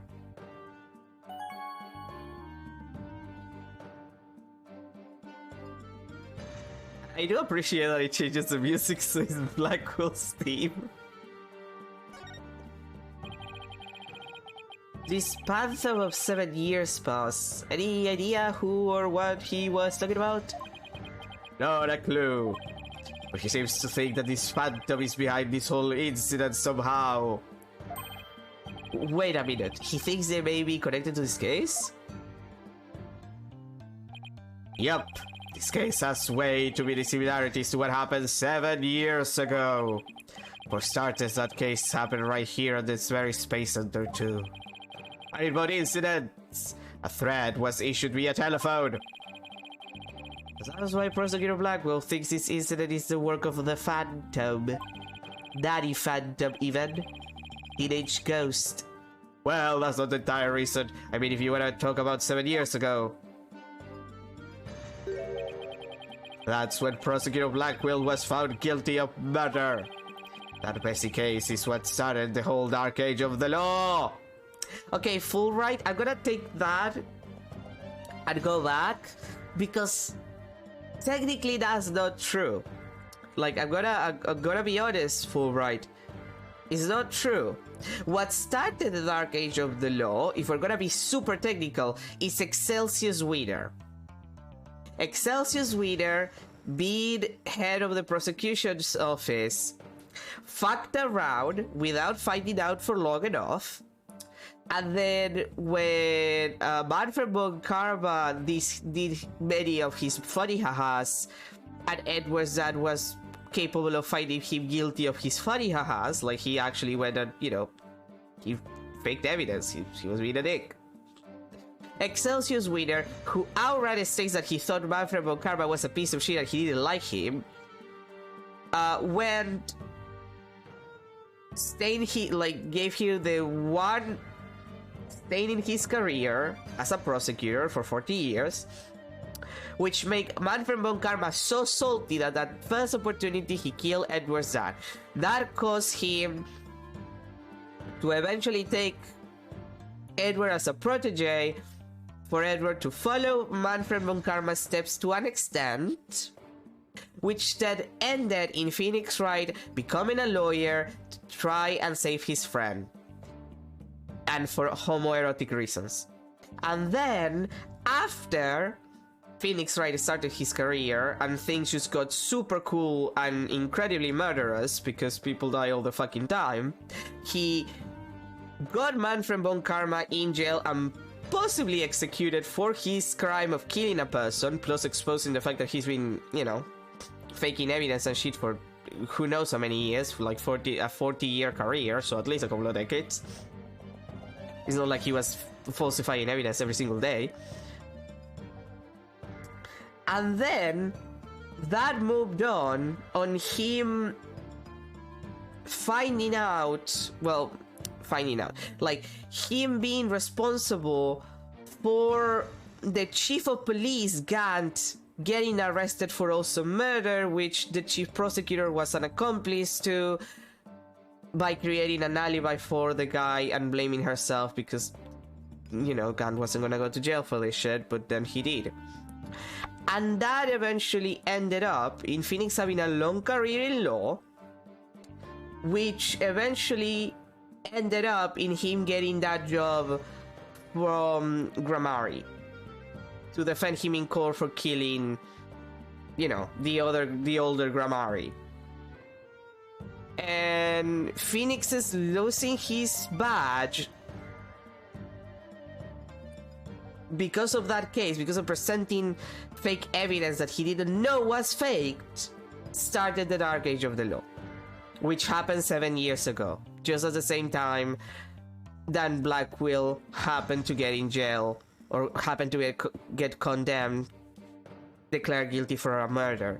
But like, if we're going to be really technical, number one is Phoenix's responsibility, because I assume that case happened first. And two, if we go back all the way back, it's technically Excelsius Winner's fault. So this entire thing could have been avoided if Excelsius Winner was not a piece of shit, or alternatively someone else had been chief prosecutor for the last, I don't know, at least 30 years, give or take. So no, that did not start the whole Dark Age of the Law thing. It was a little more complicated than that, honey. I'm sorry, I find that bullshit kind of like really stupid. Because like, a single case does not cause the Dark Age of the Law to happen. This is like an exponential issue that has been dragged on since the very beginning of the story, and you don't even find out for how long until you play fucking Investigations and realize that if Excelsius Winner had been not a piece of shit, people like Von Karma wouldn't have been able to keep their jobs, which means that Edward's dad would have never been killed in the first place. Like, all of the issues here go back to Excelsius Winner. Go back to like at least 20 or 30 years of just prosecutors being able to do whatever the fuck they wanted, and defense attorneys being, I don't know, maladjusted at their work or something. Making fake evidence, because Christoph definitely was doing that even without Phoenix around. So like, it's a little more complex than just, oh yeah, this one prosecutor apparently killed someone and was declared guilty. Because by that metric, full right, Von Karma was declared guilty of killing someone decades ago. And I feel like that was a lot more dramatic. No offense, Blackwell. I'm sure that you're deeply traumatized by what happened.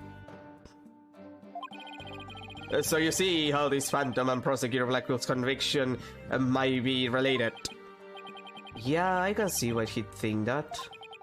His incident on the Phantom, not to mention Blackwell's past. It's almost inconceivable that they would come to a head here. This might sound crazy, but... Prosecutor Blackwell can't possibly believe Mr. Starbuck is this phantom person, right? I mean, he was acting kinda strange during the last trial and all. The prosecutor appears to be ready as well. Silence.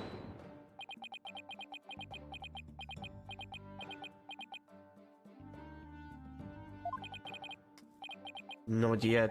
I'm not quite ready yet.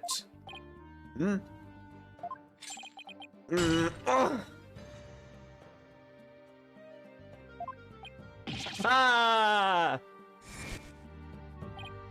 No, I doubt he thinks Mr. Starbuck is his phantom. But I do get the feeling that he thinks the defendant has ties to them. Which is why he is acting so impatient. He's got a personal grudge against Mr. Starbuck. And that's not real justice. I've always trusted in Prosecutor Blackwell's judgment until now. But this time, I'm just overwrought by it all. He's lost his ability to think rationally. I'm afraid it might lead to a false conviction. I never seen Detective Fulbright so tormented. This must be why he's being so cooperative. Don't worry, that's exactly what we defense and lawyers are working to prevent. I feel bad for Prosecutor Blackwell, but I'm going to be rooting for your team this time. Don't tell him that. You have to promise me you won't. Detective Fulbright, I guess I was wrong about you. No, Phoenix, do not trust Fake Bright. I swore to reform Prosecutor Blackwell and make him a valued member of society again. So I can't just sit by and watch him give in to his emotions and tear the defendant apart. You are the only ones who can stop him in court.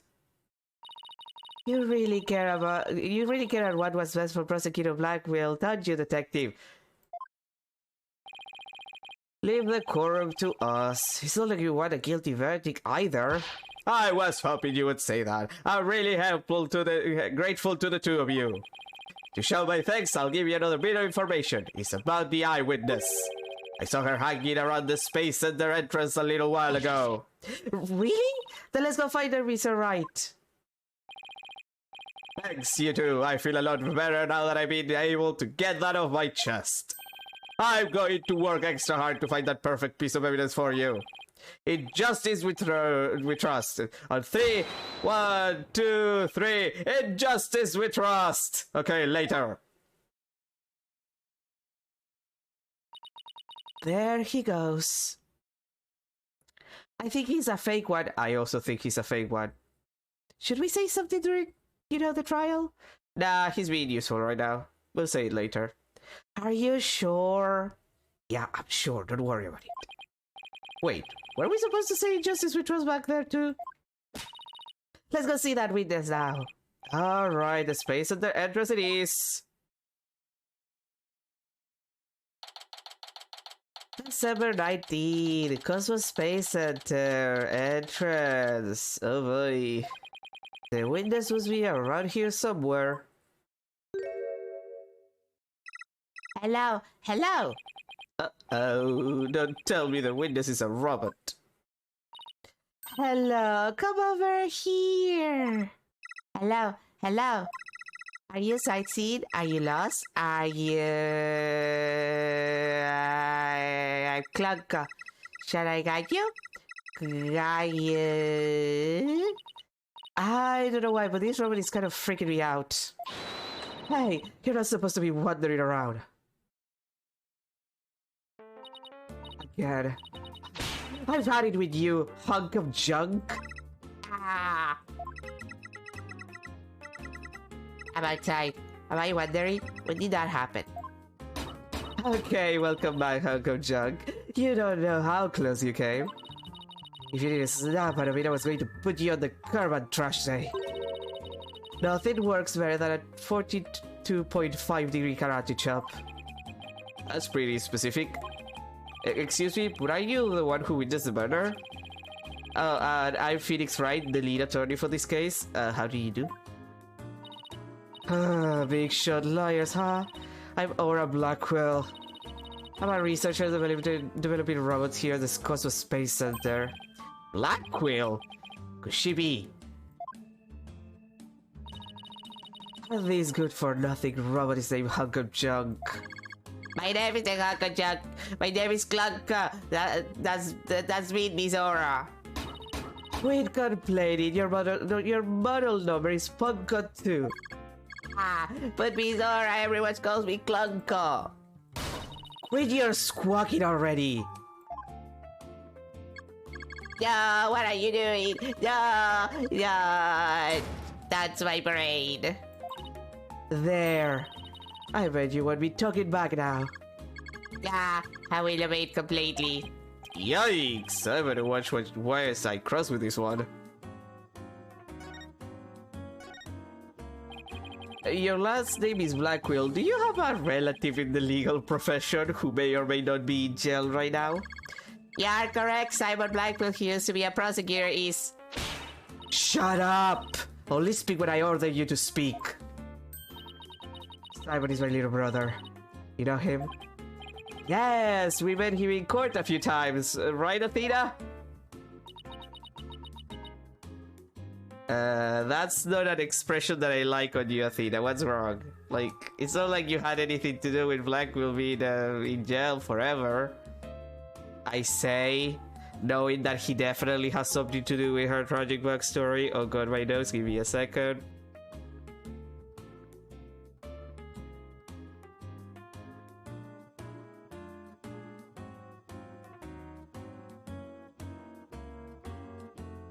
Real recommendation, never get evil. Like, children, never get evil. It's for it's for the best. What a dull creature. Has the switch been turned off? Athena being shy, this is new. Oh yeah, I heard he was prosecuted again, despite being a prisoner. I just think he just stick to solving dispute among inmates in the prison, right? Huh. Hey, what do you think, Hunk of Junk? Miss Aura, that hurts. I'm asking you a question! Why don't you answer me, useless hunk of junk? But Miss Aura, you told me to only speak when you ordered me to speak. I told you to never talk back to me! You're worth more than scrap. More ass scrap. God damn it, I can't read. Robot abuse, hawk attacks, Blackwell family life must sure be interesting. Well, do you have any other questions? Wait, of course you do, you're a lawyer. It's not like I'm on Simon's side or anything, I just want this to get this over with. So, you're the person who witnessed the incident? That's right, I was on the 4th floor of the main building, in the robotics lab. The explosion disabled the elevators, so I lowered my emergency ladder, like the detective leading the evacuation told me to. But it was such a pain. How couldn't they have used the ladders in the other rooms?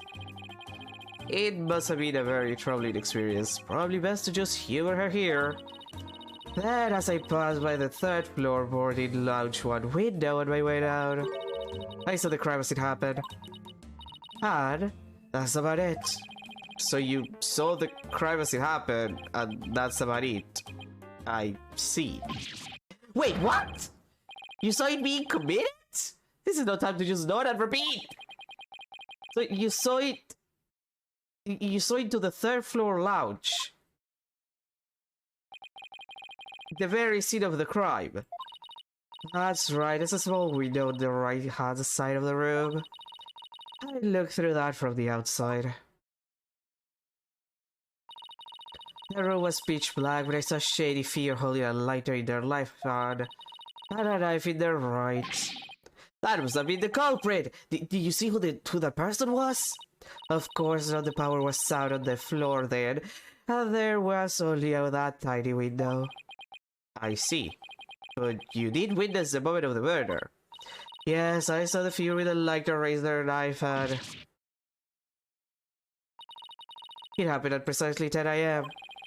Do you witness anything else? Did the killer have any distinguishing features? I already told you it was pitch black in there, although I did notice that the lighter the person had in their left hand had a pretty ornament on it. It looked like a planet. It was blue like a little Earth emblem. They had good taste in knickknacks anyway. The Earth emblem on the lighter. I better remember that. Well, thanks, Aura. She's Aura farming because she's Aura itself. That made no sense. Thank you for your statement. We'll definitely prove Mr. Starbucks' innocence with it. Yeah, right, I would hold my breath. Pardon me? Oh, did I hurt your feelings? Sorry, I just detest lawyers, that's all. What don't you like about lawyers? It's not like you're like the fifth character in, I don't know, the entire series who comes in and says like, hey, lawyers. Actually, it's more than 5. It's just an instinctive dislike.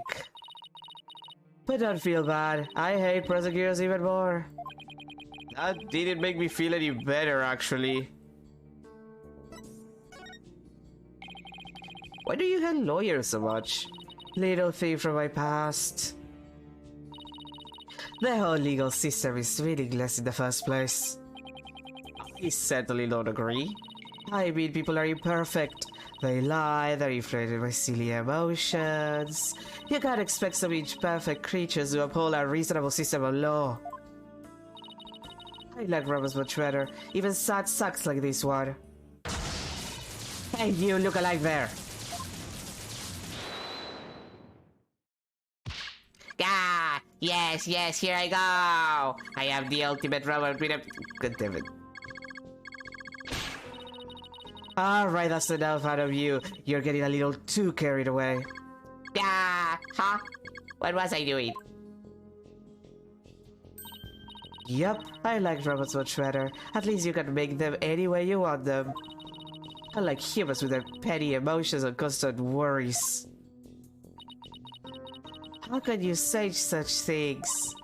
Feeling emotions, worrying about the things we care about, that's what makes us human.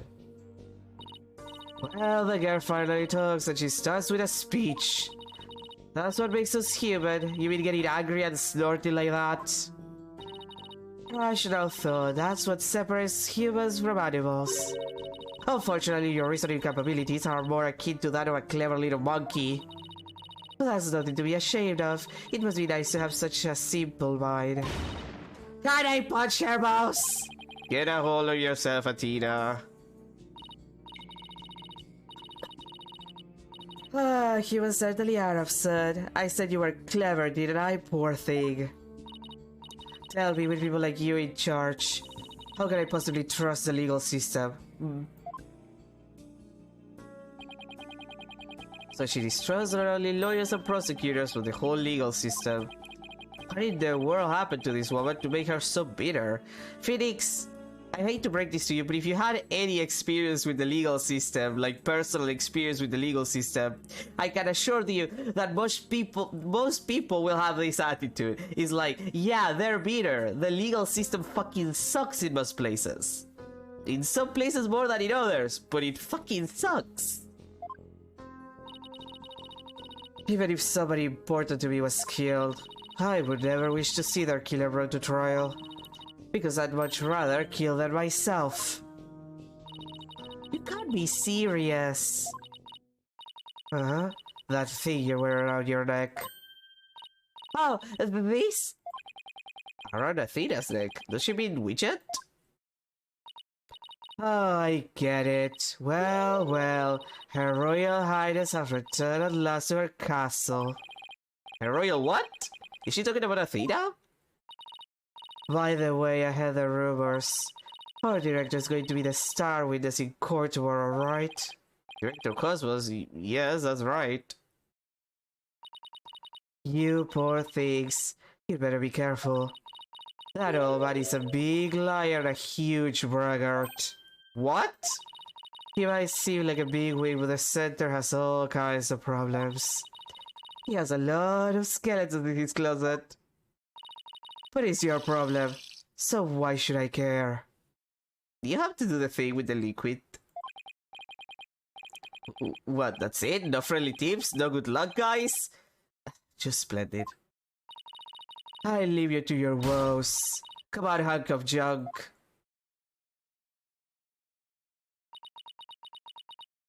Athena, do you now want to talk about your tragic backstory? No, I don't think so. It's sad to me that she doesn't believe in our legal system anymore. She must have had a very bad experience to make her feel that way. Are you alright, Athena? You seem very down. I just can't believe she said all those things. Whoa, she's really upset. Has she been trying not to let it show all this time? Well, I guess it's not all that surprising. You hear about fabricated evidence and false indictments on the news all the time. I mean that whole dark age of the law nonsense. I'm so sick of hearing about that. Well, all we can do is believe in what we're doing. Yeah, you're right, boss. I agree. Maybe it's time we went back to see Mr. Starbuck. Good idea. We should tell him about the bullet and Miss Blackwell's Miss Blackwell's statement. All right then, let's stop the detention center. Okay, but it's time for me to go get myself some coffee. I blew my nose again, but primarily getting myself some coffee. So I'll be right back in a sec with coffee and hopefully a slightly less full nose. I say that, but like I blow my nose and it gets full like 5 seconds later, so why am I even trying anymore? I'll be right back.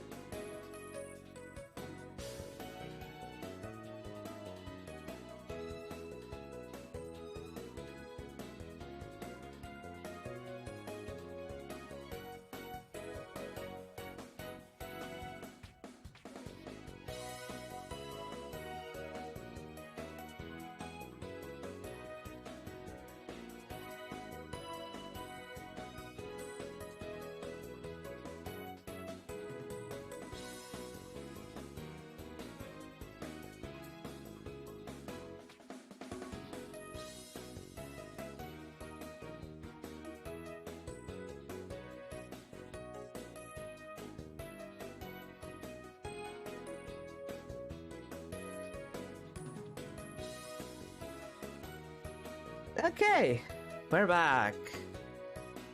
Time to move. With our lives.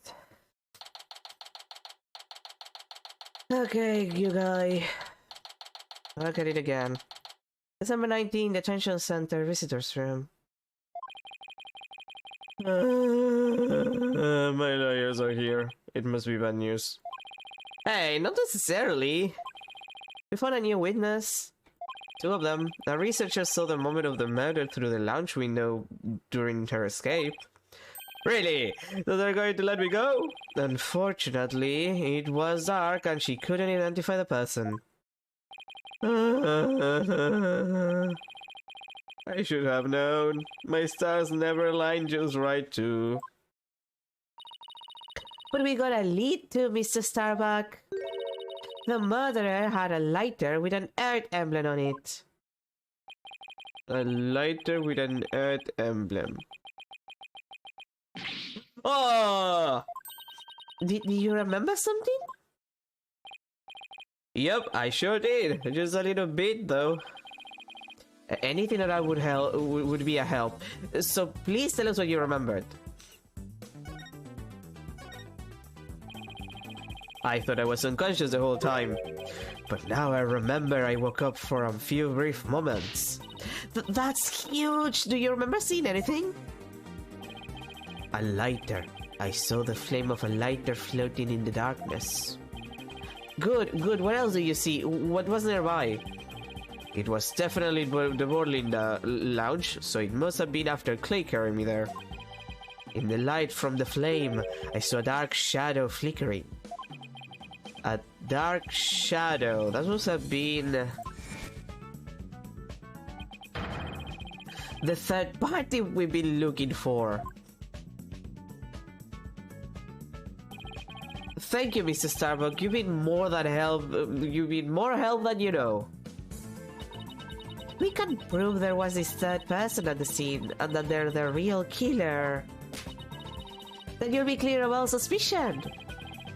The key will be whether or not we can identify this third person in the court tomorrow. At least we have something to go on now. That's a big plus. I should probably tidy the evidence up a bit before someone mistakes me for a hoarder. Now that we have a glimmer of hope, I'm suddenly starving. Why don't we go back to the office and treat ourselves to a big celebration in advance? For someone who's highly empathetic, you can be surprisingly unsympathetic. Well, as we all know, empathetic and sympathetic are not the same thing at all. December 19, Right Anything Agency. So you guys find your strategy for tomorrow's trial, huh? Good for you, Daddy. Well, it's one step ahead. It's one step forward anyway. Hopefully it gives us a fighting chance in court. As long as you can find out who this still person is. Now let's get something to eat. I'm starving. My body's for loves noodles. Oh, Apollo.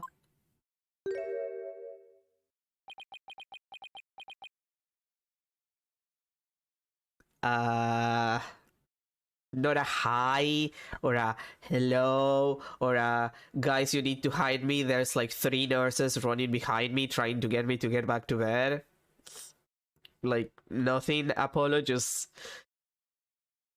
Okay, sure, I understand. Your wife is dead. You're gonna put on a mask and go on a criminal syndicate murdering spree. Totally cool. Just, I don't know, dude. At least hi. What are you doing here? I didn't think the clinic was ready to release you yet. My wounds are fine, and I'm done lying around. Apollo, you're gonna start bleeding in 5 seconds. I said I'm fine! Apollo, you're supposed to be in bed. Leave the case to us. We'll take it from here. Thanks, but that's not an option. Not for me. Apollo... You shouldn't underestimate your injuries, Apollo, and I don't want you overdoing it. You should be resting and not bleeding under your suit. I'm fine, I'm not in pain anymore. Besides, they just gave me an IV at the clinic. An IV isn't a cure-all, mummy man. Anyway, just tell me how the case is going. Have you guys made any progress? Also, you say that you're not in pain, but that IV is the reason why you're not in pain. When you have this kind of incident, in the IV that they put on you, they put all the painkillers. That's where they put the painkillers, honey. That's why you don't feel any pain. The second those painkillers leave your body, you're fucked. He's so stupid. Anyway, just tell me how the case is going. Have you guys made any progress? A suspicious figure was spotted at the scene. We think they must be the real killer. A suspicious figure, huh? Right. I thought you'd be happier than that. Oh, don't get me wrong, I'm happy. And I fully intend to see Clay's murder apprehended. Absolutely nothing will get in the way of that.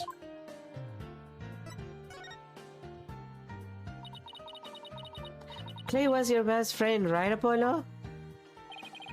That's right, best friends in junior high. Sounds like me and Junie. So what was Clay like? Well, he was full of compassion and energy, and he had a really loud voice. Apollo, are you sure you're not talking about yourself? If the two of you did voice training together now, I bet you'd break a few windows. You know, I bet you're right.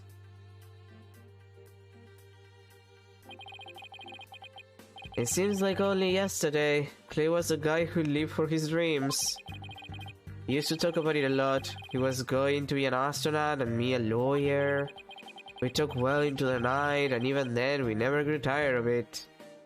There's something really funny about Apollo wanting to be a lawyer since junior high, because mentally that's just such a Miles Edward kind of thing. It's like, Apollo, why would you want to be a lawyer? Like, that's such a weird dream for a child to have. It makes sense with Edward because his dad would look like a famous lawyer, but for Apollo it kind of comes out of left field. Like, I don't understand the justification here as to why as a child he would be thinking that, when like being an astronaut is like a more, I don't know, it's like a more normal dream for a child to have, I would argue. Apollo, about that jacket.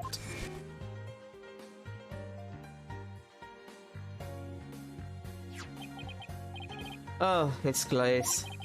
I knew it. It's a special jacket that was only issued to members of the Hat Project. He was finally able to get one of his own once he was selected for the Hat 2 mission. He always looked so proud wearing it.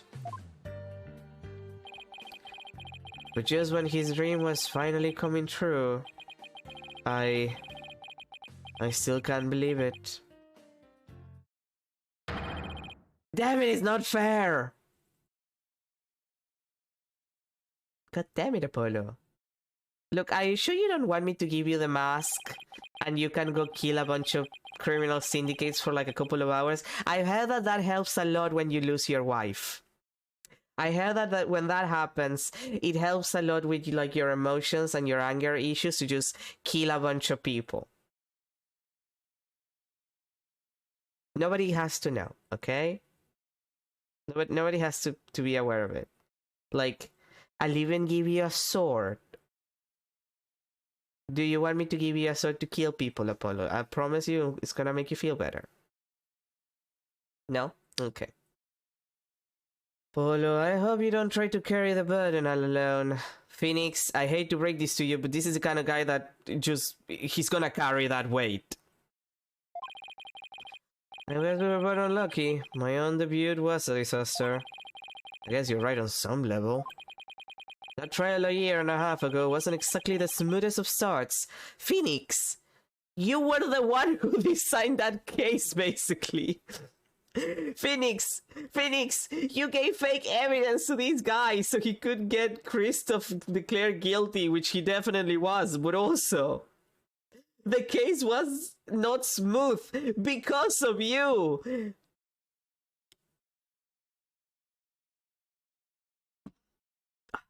God.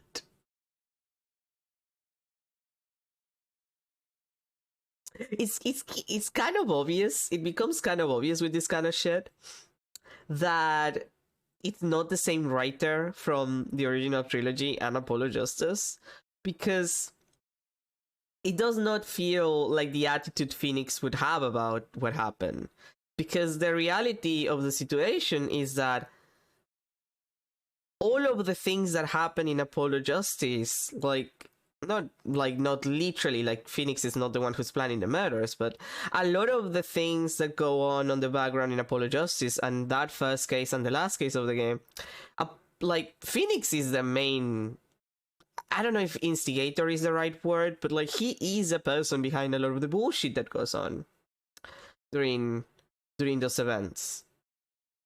Like Phoenix meets, like in the first case, like Phoenix very purposefully calls Kristoff to defend him, probably because he already knew Kristoff was the person guilty, because who else would have been guilty of that? Like, he probably perfectly knew that Kristoff was the person to blame for it, because nobody else would have fucking killed Shady Smith except Kristoff in those circumstances. Like, it's not smooth maybe for Apollo, because he's the one who has to deal with the fact that, yeah, my mentor killed a person, and also I'm out of a job now because that was my mentor and I work for his firm, and also I declare him guilty for murder, which he committed. Like, it's not smooth in that, like, in for Apollo, but like, I don't know, like, this is not the mental process that I feel Phoenix would make, if that makes sense. Like, I think Phoenix would feel bad for Apollo. It's not like I think he would be unsympathetic about the fact that, yeah, your first case is literally declaring your mentor guilty of murder. Because, like, Phoenix's second case is literally trying to save his mentor's sister from going into jail forever for the murder of his mentor. Like, he probably gets it to an extent, but I feel like this is not an honest thought. Like, this doesn't feel like the thought that Phoenix would have. Especially after all the shit that he pulled in the last game. I feel like he would be a little bit more of a dick about it. Which ultimately is part of the problem with this game. This is the Apollo Justice trilogy. Apollo doesn't appear that much. Apollo doesn't feel that important. Like, this game is primarily about Athena's tragic backstory. Most of the characters that appear more than once are all related to Athena. And Apollo is just kind of there in the sidelines. And it's not like his characterization is bad, I would argue, but him and Phoenix just, like, their relationship is kind of weird, because I would have assumed Apollo would still be kind of salty about all of the shit that Phoenix pulled on him for, you know, the entirety of the last game. And I think I mentioned this before, but like, this game would have been better, with all due respect to Athena, who is not a character I dislike, if they had waited to introduce a new character and they had concentrated on Apollo and Phoenix had been a secondary character. Like, if Phoenix had Phoenix could get back his badge and he could still be a lawyer and anything, but like, just don't put Phoenix in the same cases. Like, Apollo gets his own cases, he gets to solve his own troubles by himself with Trucy, and maybe coming every so often to Phoenix and sitting down and it's like, Mr. Wright, I have issues with this case, what the fuck do I do? And he's like, have you considered turning it on and off? What? Yeah, just turning it on and off. Don't worry about it. Now, Leave, go work in your case. I'm working my own case and also calling my boyfriend. Leave me alone. Like, I feel like that would have been a lot more interesting and compelling, and it would have given time, even if this is a year and a half ago from the events of Apollo Justice, it would have given time to develop the relationship, because like the reality is that the Phoenix we see in Apollo Justice is very much Phoenix Wright. Like Phoenix Wright from the outside, when he's not the narrator, when he's not the point of view character, is kind of a crazy asshole. People have called him out on that. Primarily Edward in the third game, on the fact that he doesn't want to talk to Edward about the Iris situation, which like you would think that he would. You have to be communicative with your boyfriend, Phoenix. But like, I don't know. It's been a year and a half ago. Apollo is still working there, and the tension that is supposed to exist from all of the conflict in Apollo Justice between those two, because there is conflict there, even if it's primarily a subtextual, like it's not a thing that is worked on because you have the other stuff to deal with. I don't know. It's a missed opportunity. It doesn't give enough time for Apollo to be his own character, and like Phoenix had 3 games to be his own character. I don't know. I feel like it's a lot of lost opportunity. I don't understand why they would introduce another character so early. And I don't like the writing for Phoenix here. I don't particularly like the writing for Apollo either necessarily. Like I feel like Apollo is just too sideline. Like it's not bad, but it's so sideline that it kind of feels inconsequential. Like Apollo wouldn't need to be here for it to matter. Like that's kind of the thing.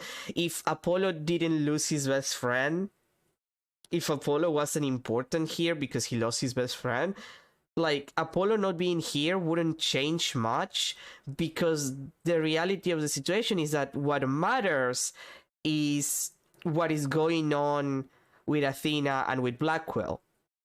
Apollo's conflict here is basically secondary. It is. Like, it's just secondary. Like, Apollo is not the important character. So, like, I don't know. This game kind of started okay, and then it just lost me. Look what they done to my boy! It's not even... Like, I don't even mind if this was the character development that Apollo was gonna go through. I just feel like you need more time to justify it.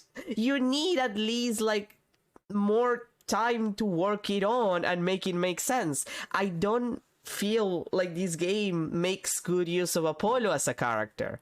I don't think the writing is terrible, but it doesn't make good use of Apollo. And then I see Phoenix acting this way, and I feel like, but where's the tension? Like, you two, like, Apollo literally hits Phoenix at the end of the first case of Apollo Justice when Phoenix admits that the evidence that he gave him was fake.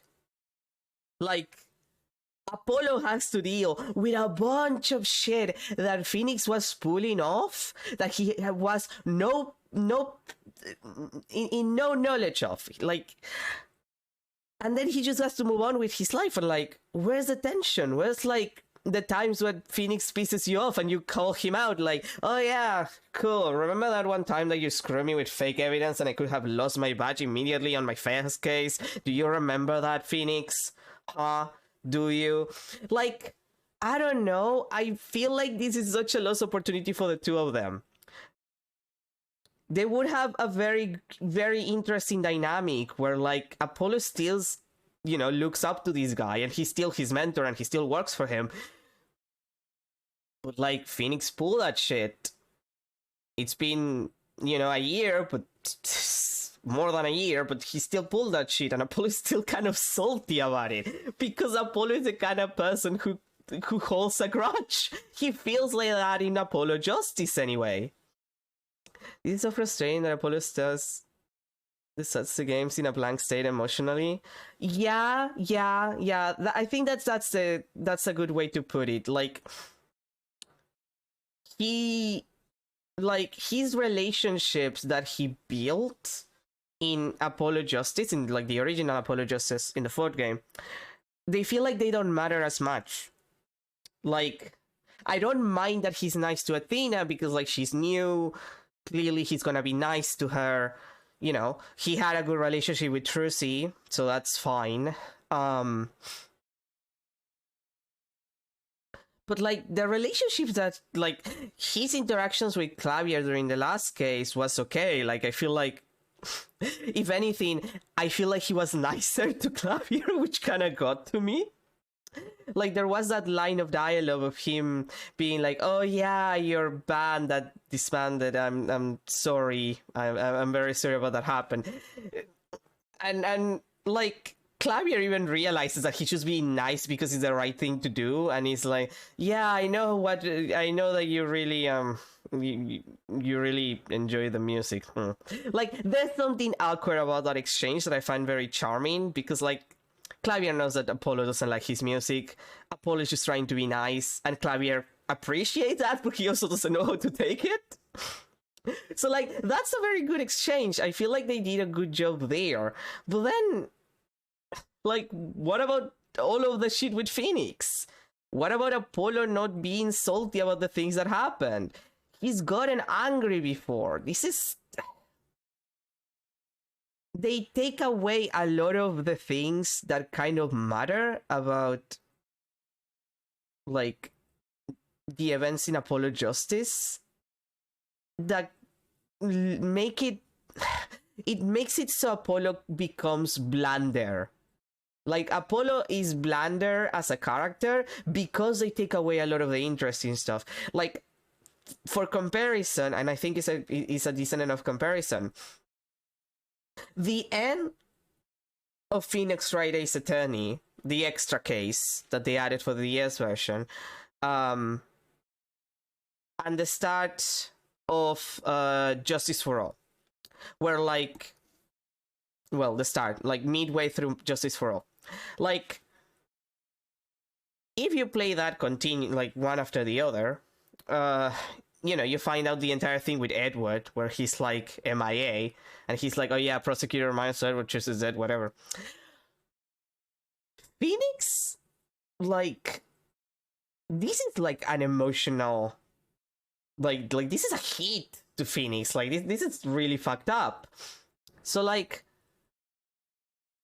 I don't know. I feel like Phoenix being kind of a mess and angry about that entire situation consistently during basically most of Justice for All, after everything he had to deal with Edward in the first game, like, that's character development. Of course he's gonna be salty about it. Of course he's not gonna want to talk about it. Of course he's gonna tell Francisca to fuck off about it when she makes commentary on the situation and kind of implies that it's Phoenix the reason why Edward might have or not died. Like, he's pissed off. He's not gonna let this go. Like, of course that's the reaction.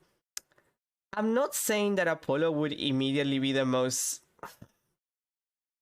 annoying or rude little piece of shit to Phoenix after everything that happened in Apollo Justice, because again, this is still his boss and his mentor technically now after, you know, Christoph, and this is his place of work, so he's not gonna be actively like deferential. He's not gonna like actively gonna like butt heads with him.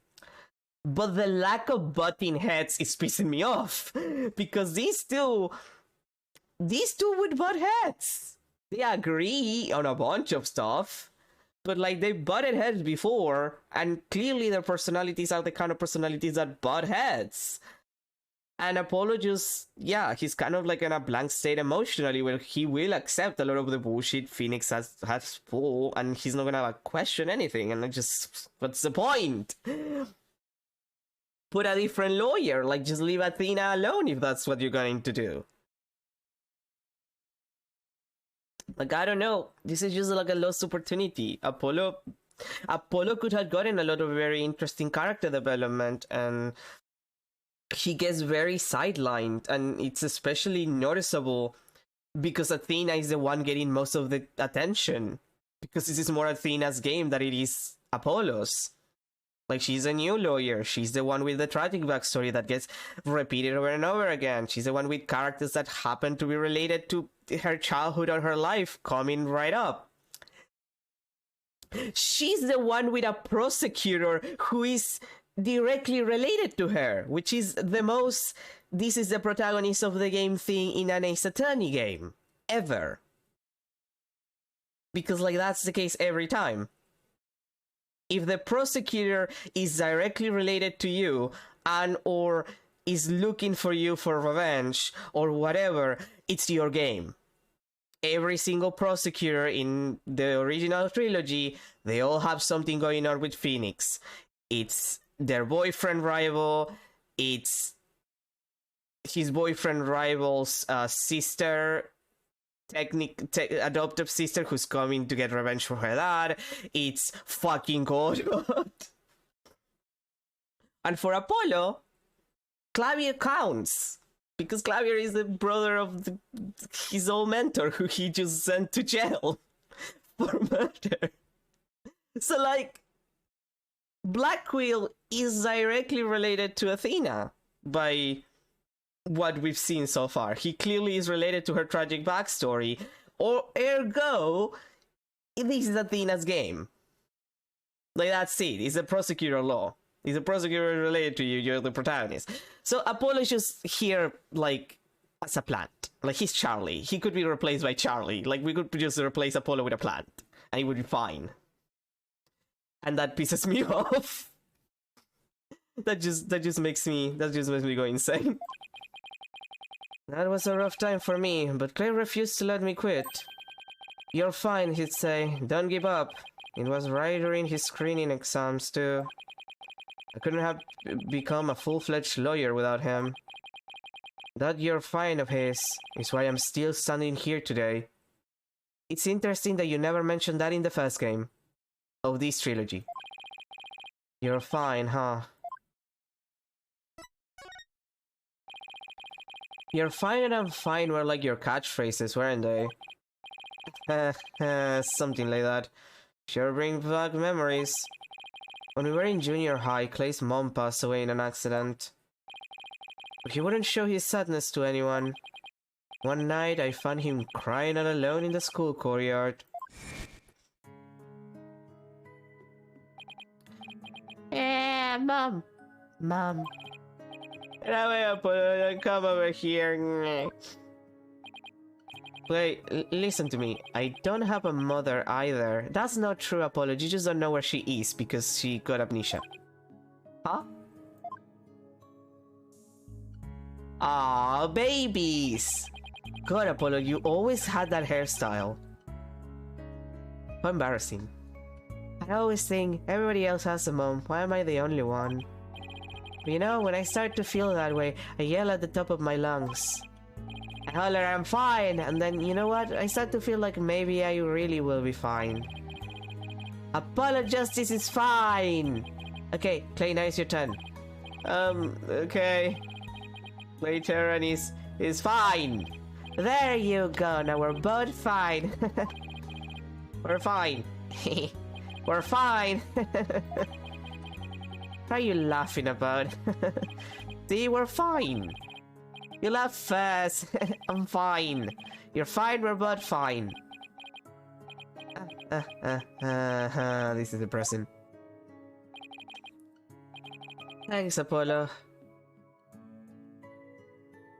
You know, gay asses, yeah. You know, this would have been much more, emotionally, how do I put this? This would have touched me more emotionally if we got to meet Clay at any point whatsoever before this happened. Maybe if the game had been about Apollo instead of Athena, Apollo could have had some, you know, scenes with Clay. Clay could have been there. They could be a little gay ass together, like, you know, in the moment.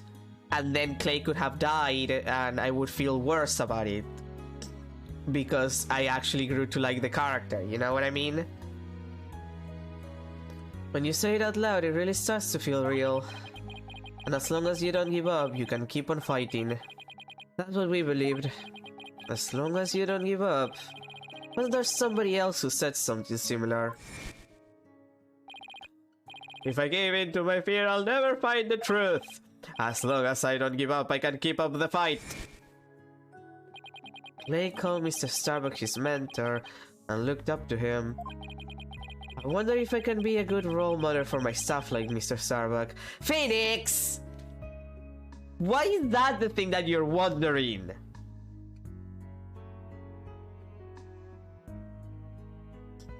Like this... It's not like I don't think Phoenix would care.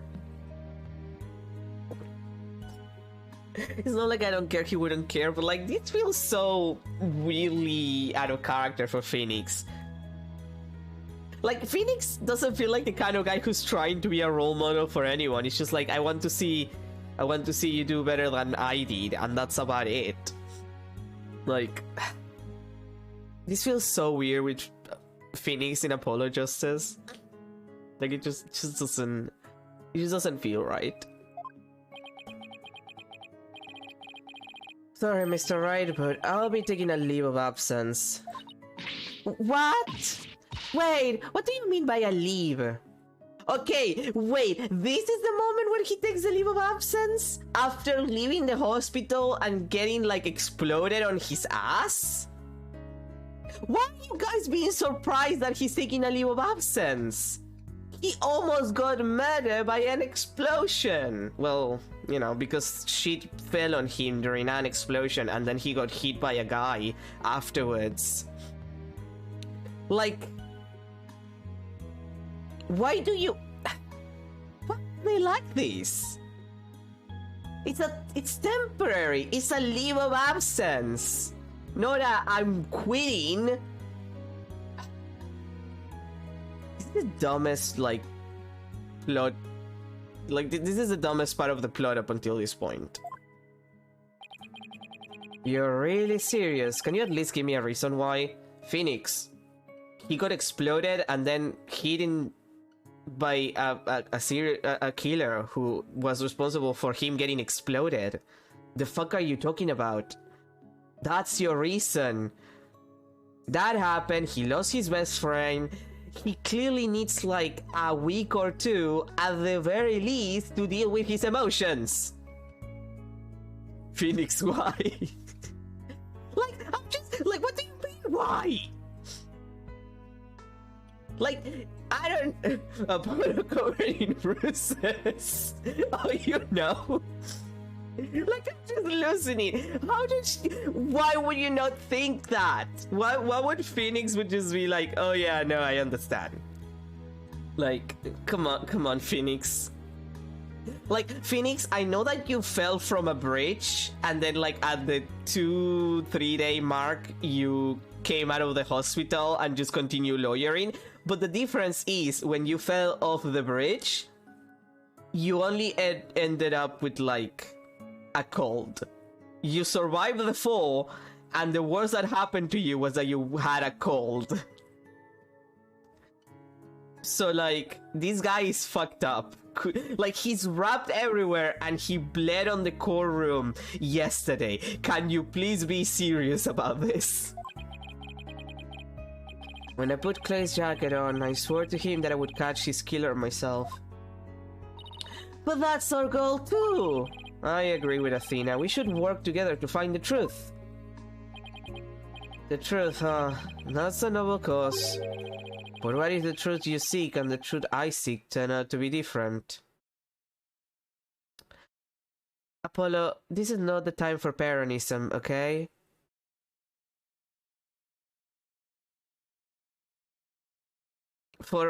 I guess that needs an explanation. famous Argentinian politician Perón said at one point, this is one of the phrases that you quote, is the only truth is reality. Which, it's a weird phrase, it makes sense in context, but it's it's about the supposed non-subjectivity of reality itself, which is in and of itself something subjective, because the reality of a poor person and the reality of a rich person are very, very different. We cannot deny either of those realities because, it's something that is experienced. But like, we're not questioning reality here, sweetie. I'm not sure I follow. What are you saying, Apollo? I'm going to catch the person responsible for taking my friend's life, in my own way. Take good care of Mr. Starbuck for me. Now, I must be going. Goodbye. That was his final message, goodbye. Goodbye? Did he just say goodbye? Trusty, he's gonna be gone for like a week, don't worry about it. Well, maybe 2 weeks. I sense a lot of seething anger and hatred coming from him. And also, suspicion. He's not walking out on us like this. I'm going to go talk some sense into him. Hold on, Athena. Apollo can't believe what he wants, but I believe he's wrong. Even if we take different paths, the truth we arrive at should be the same. I think the quicker we solve this case, the better it'll be for Apollo. Yeah, no shit, Athena. Like, yeah, honey, even I could notice. Yeah, you're right, boss. Alright, that's enough for one day. Make sure you're ready for tomorrow's trial, okay? If you were here right now, Apollo would say, I'm fine! Everything is fine! I just hope things really do turn out fine tomorrow. Like, I don't know. This entire thing is just like, oh god. This is ridiculous.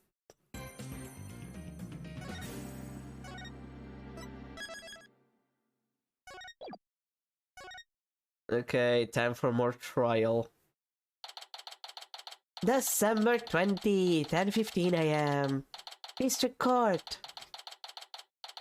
Courtroom number 5. Alright. Where's the judge? Judge? Judge? I suppose we should reconvene the trial of Solomon Starbuck or something. Objection!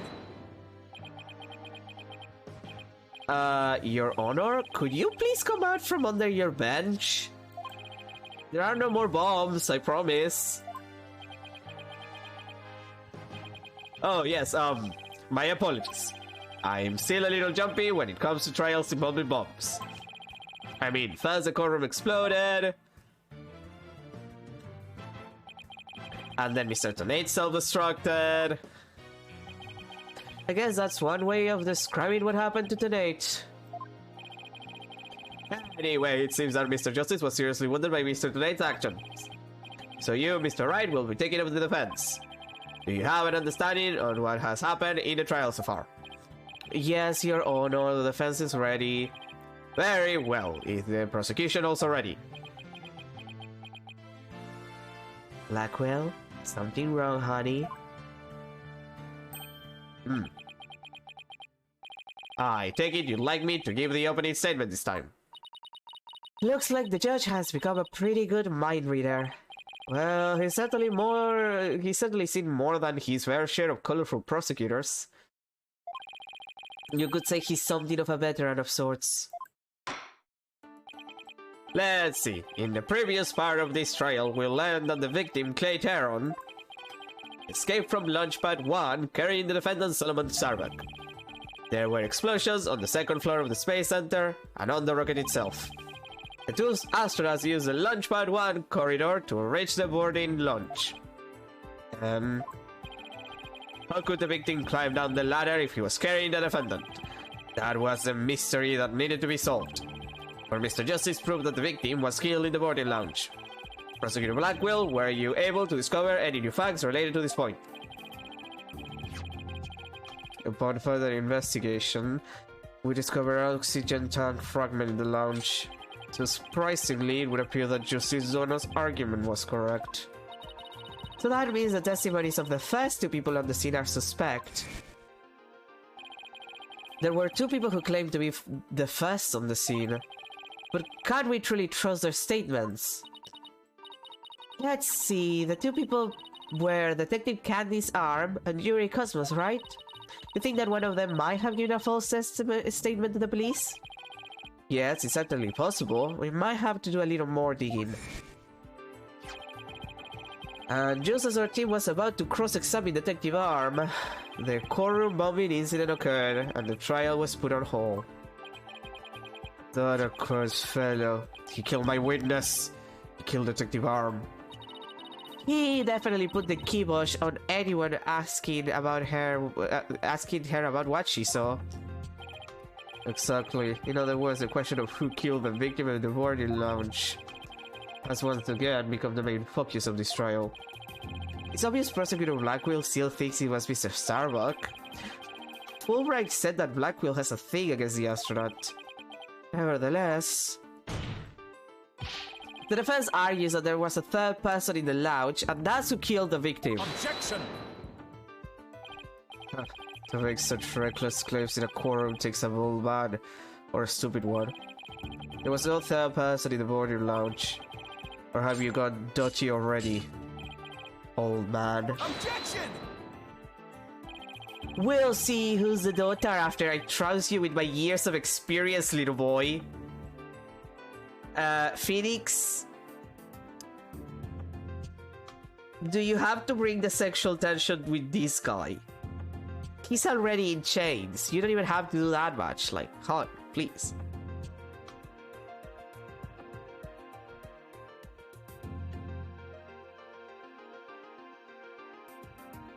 Like, it's so unnecessary, honey. God, my nose. In any case, Mr. Starbuck claims he saw someone leaving the lounge. Furthermore, a Space Center employee also saw a suspicious figure at the scene. They saw a third person! Yeah, a third person. Huh. I see my sister has been running her mouth. That's right, I almost forgot that Aura is Prosecutor Blackwell's sister. No matter, she didn't see this mystery person's face clearly.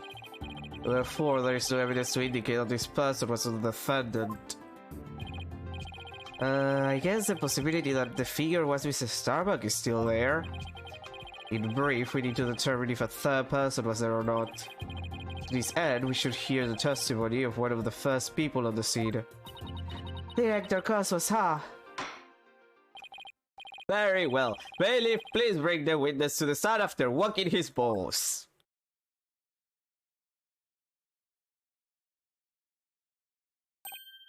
Why, I believe I've seen you before in the newspapers.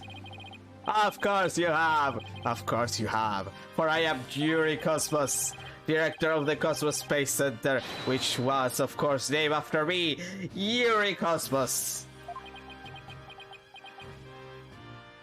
Was it though? Don't you have anything you wish to ask me? Looks like he's all geared up to do some bragging. 7 years ago, I successfully launched the Hat 1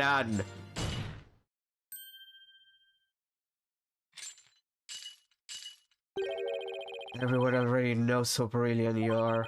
Even I am trying to hold back my tears at seeing such a great man standing before me. So could you please proceed directly to your important testimony? Ha ha ha ha! I see this one young lad has a proper appreciation of greatness! The lesbian emoji. Oh god. And allow me to begin my epochal testimony that will be recorded in the annals of history. That speech of Prosecutor Blackwell's just now. It sounded more to me like he was poking fun at Director Cosmos. It's probably for the best that it's sailed right over the director's head. Now then, Director Cosmos, the condensed version of your illustrious testimony, please. I'm just need to know, why is he with like his moped? Well, it's not technically, no, a moped is like, that's not a moped. The moped is like the little motorcycle. I always forget what those are called. Like, why do you bring that to court? Yeah, that, thank you. Why do you bring your Segway to court?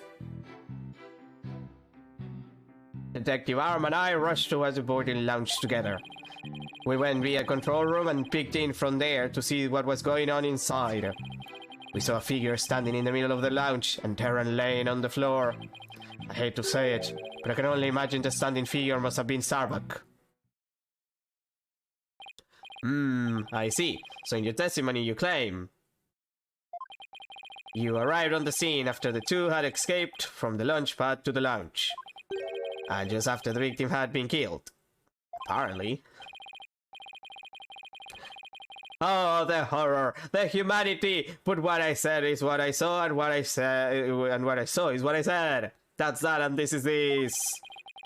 Courageous action to take in the face of such terrifying explosion, wouldn't you say? Save my man. I personally went into the epicenter of danger, risking my own life for theirs. Well, what do you know? It sounds like me the director really cares about his man. Yeah, although it sounds more like he was just scared, and just had to peek from far away. Is the defense ready to cross-examine the witness? Yes, Your Honor. Victor Cosmos' testimony is pretty vague. I'm going to have to press him and draw out more information before I do anything else. He didn't even mention the warning shots, which I feel is kind of important.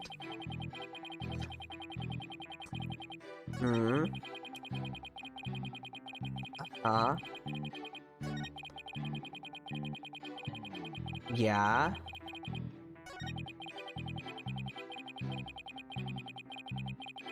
Okay, but like, you're not giving me a reason why.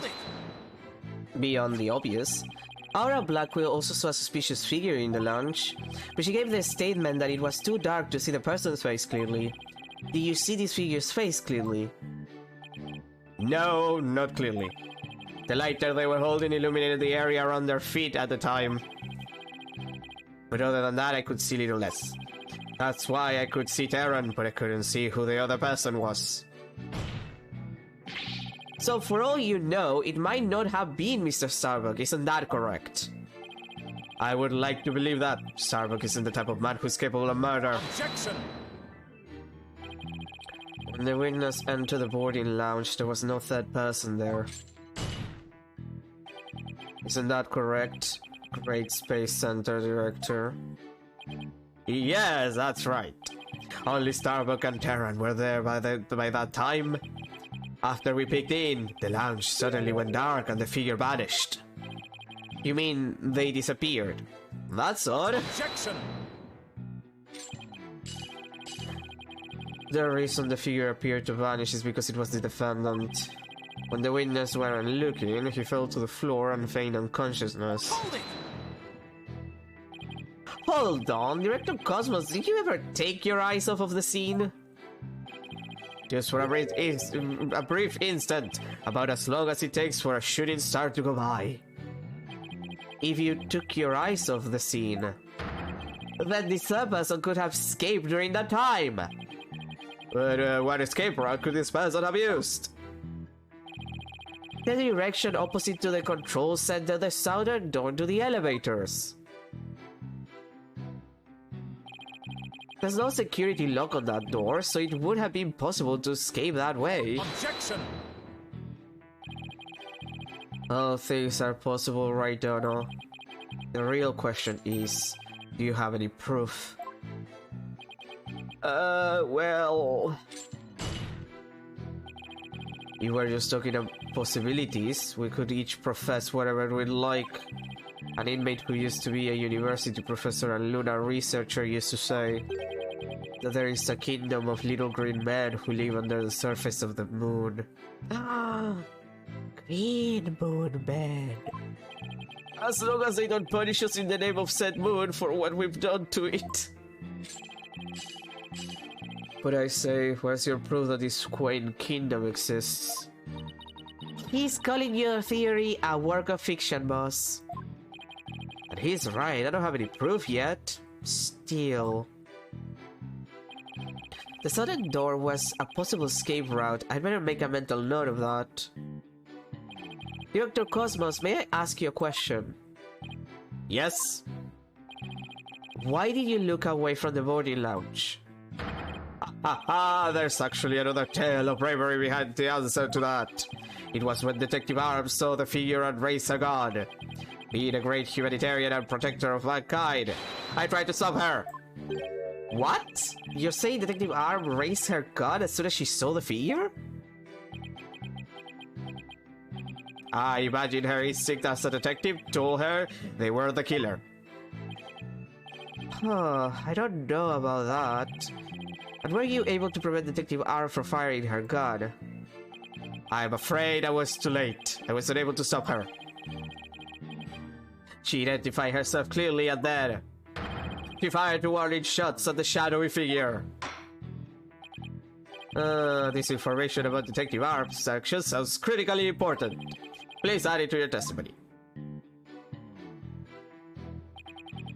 Detective Arm fired 2 warning shots at the figure. Okay, but like, we have a single bullet hole? So where's the second bullet hole? And or the second bullet? Objection! Are you sure you were really paying attention to what Detective Arm was doing? You doubt my words! Words that will someday be written down in history books. Somehow, I don't think that those exact words will ever be written down in any history books. Mr. Wright, could you please explain yourself so that we can all understand? You say that Detective Arm fired 2 warning shots, and yet only 1 bullet hole was ever found at the scene. What? Only 1 bullet hole means the gun was only fired once. And yet Director Cosmos is saying Detective Arm fired 2 shots. No editor would allow such a glaring contradiction into a history book. Objection! Unfortunately for you, the witness's words are true. We confirm that 2 shots were fired from Detective Arm's gun. Objection! But there was only 1 bullet hole at the scene! Where did the other bullet hole vanish to?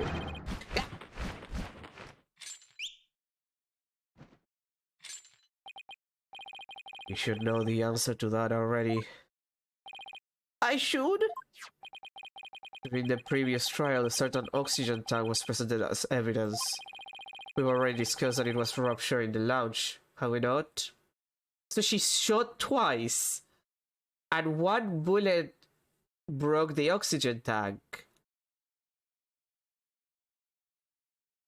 And the other ended up on the window. Well, on the screen. But we only found 1 bullet is a problem. So like that other bullet has to be lodged somewhere. Well, it appears that the thing that ruptured it was a bullet. A bullet that was found near the tank, to be precise. Well, goddamn, they found it. This bullet was fired from a .38 caliber gun, the same caliber as the detective's gun. Okay, but like the one we found was a 10 caliber. What?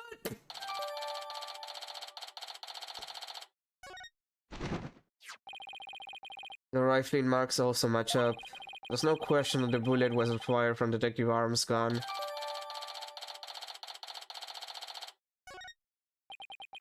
Rifling marks. They're like a gun's fingerprints on a bullet, correct? An examination, examining the rifling marks on a bullet can tell us the gun it was fired from. One of the bullets the detective fired found its way into the holographic image display.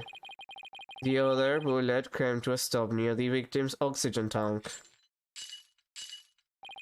The evidence confirms the director's statement that the detective fired 2 shots.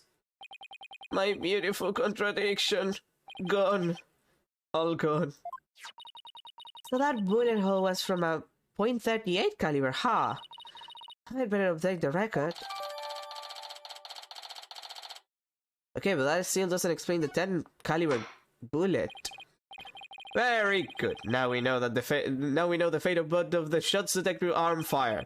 Mr. Wright, does that clear up all of your questions? Detective Arm fired 2 warning shots.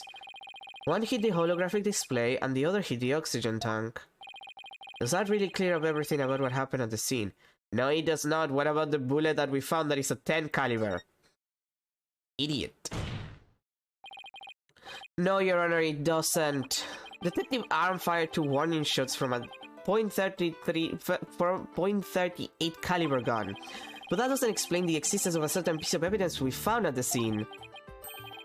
A piece that points to the existence of a third person. Oh. Very well, but it won't do to keep us waiting, Mr. Wright. What piece of evidence suggests the possibility of a third person at the scene? I have a bullet. Got the difference in the bullet size. It's like tiny, large, tiny, large, tiny, large, tiny, large. Take that!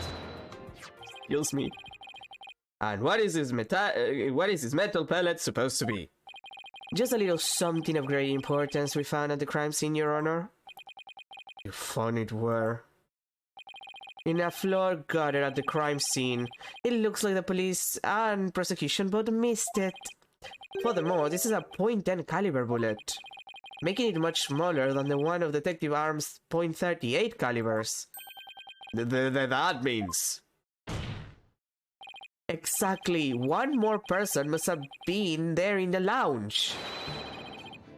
A third person who had a gun that could fire a .10 caliber that could fire .10 caliber bullets. Yeah! No, seriously, why are you in the Segway? And if that's true, it explains why Detective Arm fired warning shots. The third person fired Detective Arm and Director Cosmos with a gun. And in return, the detective fired her warning shots. Isn't that how it really went down, Director Cosmos? Ha ha ha! It looks like you've deduced my miraculous tale of survival. Yes, you're absolutely correct. The mystery person fired it upon us. Who was this now? What? You never breathed a word of any of these to me before. Well, all great men have a secret or two, don't you know? Woolly show geezer. So Director Cosmos really has been hiding the presence of a third person all along. Director Cosmos, I want you to testify to the court about what you really saw. You may be a very great man, but in my courtroom, you are just another witness. You won't receive special treatment here. Now please give accurate testimony. Yeah, sure, whatever. God damn it, it's all that. Detective Arm and I rushed to the control room together. In the lounge, we saw a figure standing in the middle of the room and Terran on the floor. We were still in the control room to the east when the figure fired at us. Wait, what? Then why? Even that there was no third person in the lounge when the witness entered it, does this mean the person who fired the gun had to have been the defendant? Not necessarily. It's still possible that it was someone else. Most likely, as soon as Detective Arm and Director Cosmo discovered this person, they escaped through the southern door, the one that didn't have a security lock. Objection! Double-edged swords are a tricky lot. Mishandle one, and it is you who is cut down. Huh? Your reasoning could apply if Space Boys were the killer as well. Think about it. After being discovered, he could have fired a .10 caliber gun. Detective Arm would have responded by firing 2 warning shots. All he had to do was feign unconsciousness to invent the possibility of a third person. Objection! But Mr. Starbuck didn't have a gun in his possession when he was found by police. Nor has a gun been found at the crime scene. Its absence can only be explained if there was a third party who took it with them. Objection! Recall the existence of a trash chute in the boarding lounge. The defendant could have simply thrown the gun down the chute. Objection! But you can't deny the possibility of a third person living with the weapon. Objection! It's up to you to prove that possibility. And I trust you haven't forgotten my little piece of decisive evidence. What evidence? Why the detonator switch that was one in Mr. Starbuck's pocket naturally? The most compelling evidence of all that tells us he is the culprit. I didn't forget about all that. Look, your boldness, how deliciously obvious it is that they lack the evidence to rival mine.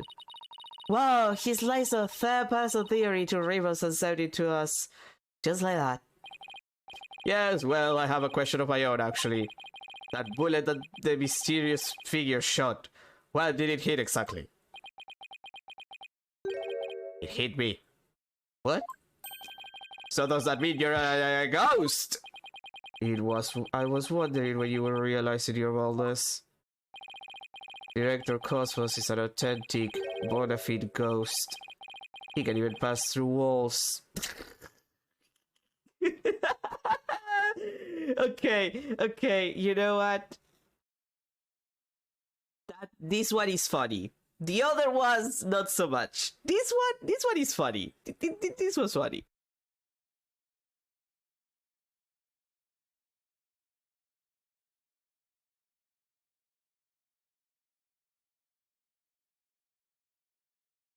To the chance to blow my nose. Like, I have issues with Blackwell sometimes, but like, he is funny. He is sincerely funny in how serious he is. Every time that he's so serious, he's just silly.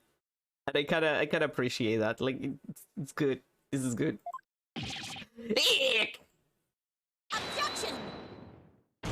Prosecutor Blackwell, shame on you for teasing the nice old gentleman.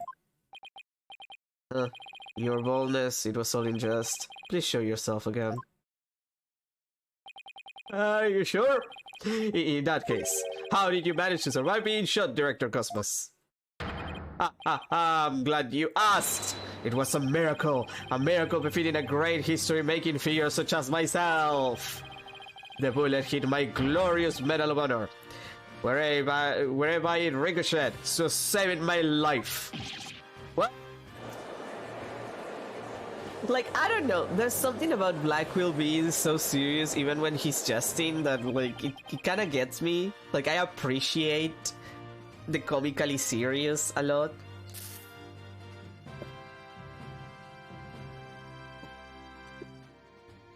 I don't know, the writing in this game is still bad though. It's unbelievable. I have to check this out. Oh, wow! Look at that! There's one extra Gaxa star! The odds are literally astronomical. I guess it really was a miracle. It's beginning to really feel like the Cosmos is watching out for Director Cosmos. But why did you conceal this information, Director Cosmos? A great man such as myself has to hide things on occasion, no matter how much it hurts.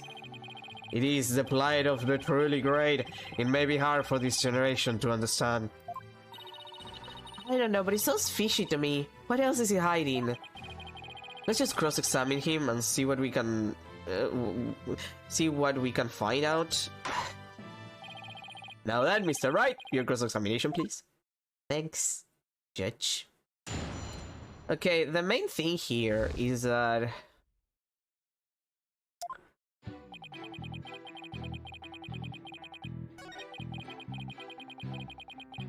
it was shot in the opposite direction from where we found the bullet. Like...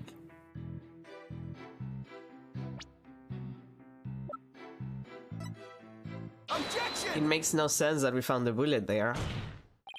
Director Cosmos, I believe you are telling this great court a glorious lie. A great man like me tell a lie? Have you ever heard of such a thing in all of history? My accusation is based on the positions of the people who were in the lounge. According to your testimony, Gil and Detective Arm were near the control room door, and the mystery figure was standing in the middle of the boarding lounge. If, as you say, the figure fired a gun at you from this position, then the bullet would have traveled in this direction.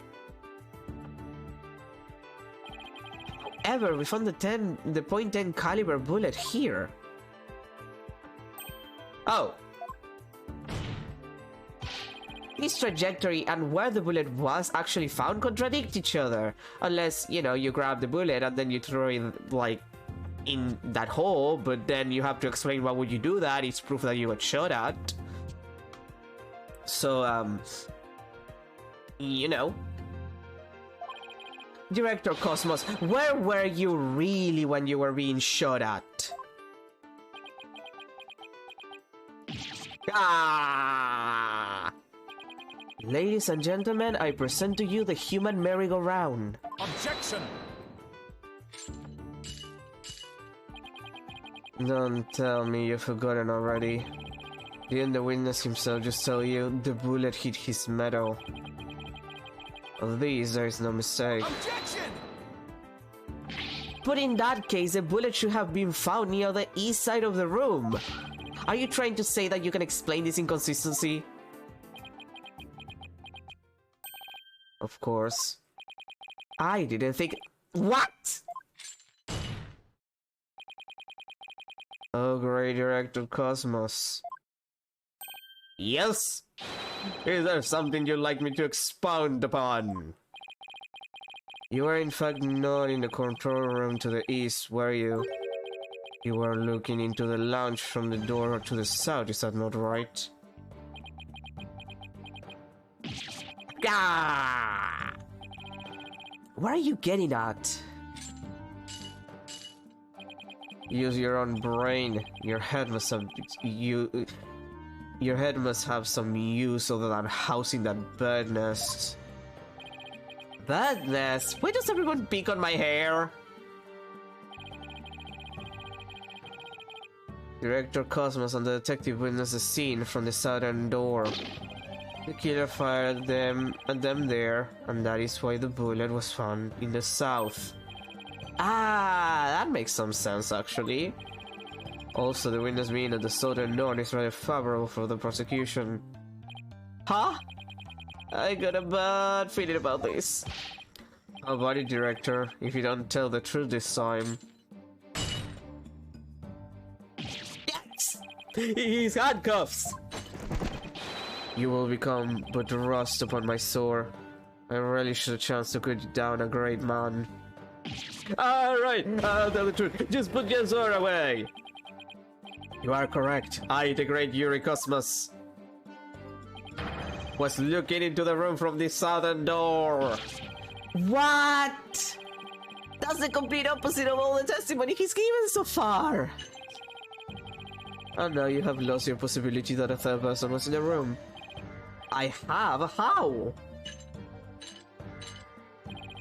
The director and the detective were near the southern door, meaning the killer could have escaped through there. The western door required Phoenix recognition. The corridor beyond was filled with smoke. The only escape route left was the eastern control room door, and the only way to get through there was with Director Cosmos' fingerprints.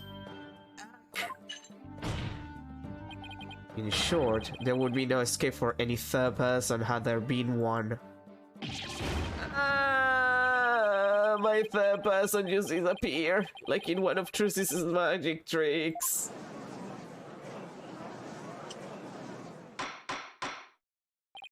Order! Order in the court! Director Cosmos, why did you tell such an outrageous lie? You were covering for the defendant. Isn't that right? Yes, it was all for the love of my man. If I said I was in the eastern room corridor, it would mean the culprit could have escaped through the southern door. It would have meant that there could have been a third person. All I wanted to do was protect Starbuck. I said I was in the control room to invent a escape route for a third person. What a convoluted lie. Was he really covering for the defendant? It looks like we've come to a conclusion. That the defense's argument, the possibility of a third person, has crumbled. No! It's over.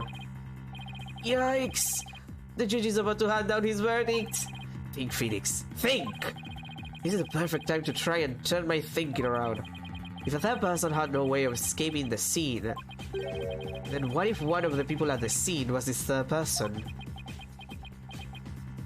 Wait! What if the whole premises are wrong? Director Cosmos said that he and Detective Arm rushed to the scene together. But what if that premise isn't true? What if one of them reached the scene before the other one? And if that person entered the lounge, then they would be the third person. The defendant is the only one who could have killed the victim and shot the director. There doesn't appear to be any room for argument against these claims. I will now render my verdict. Objection! Please wait, Your Honor. There is still one possibility. This had better be good, Mr. Wright. There is one and only one person who could have escaped from the scene. And that person would be the first person who arrived on the scene. Then, upon entering the boarding lounge, the second person to arrive came via the southern door. That's why the first person fled from the room, using an escape route that was accessible only to them. Very well, let's hear more about this theory. Who is this one person who could have escaped from the boarding lounge? Take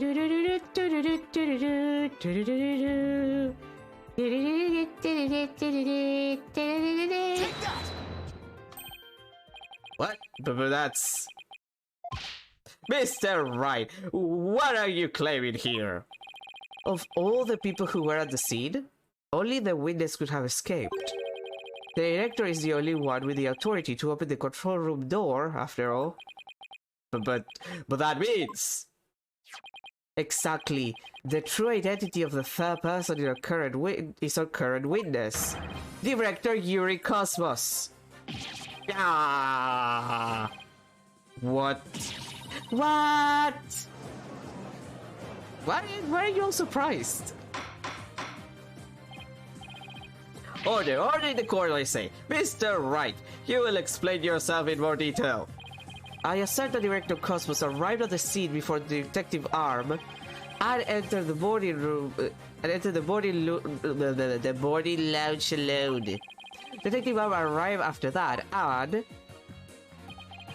saw a suspicious figure who was actually Director Cosmos standing in the lounge.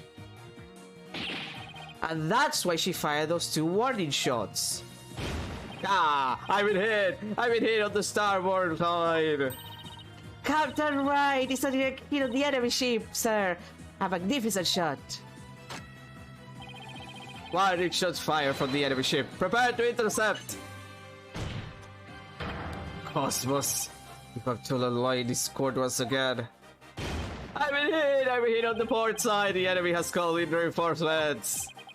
Air to Cosmos Control Center. Requesting permission to ask that you return to reality.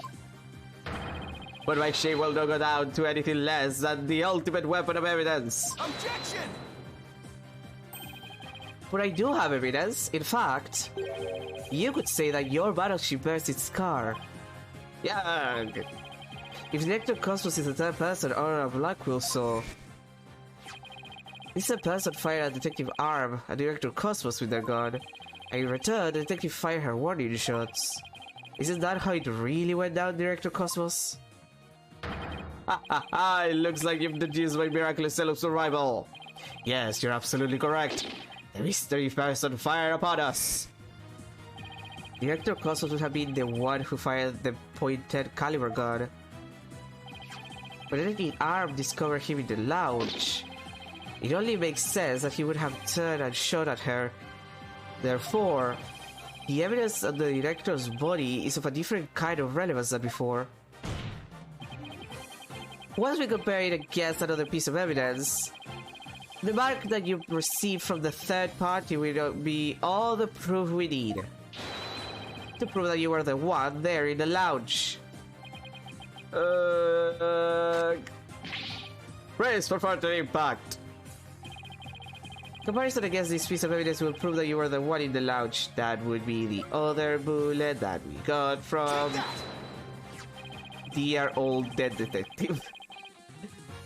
The .38 caliber bullet found on the floor at the scene didn't hit the oxygen tank. It hit Director Cosmos's metal. If we have the ricochet mark on the metal analyzed, I'm sure the caliber will match up.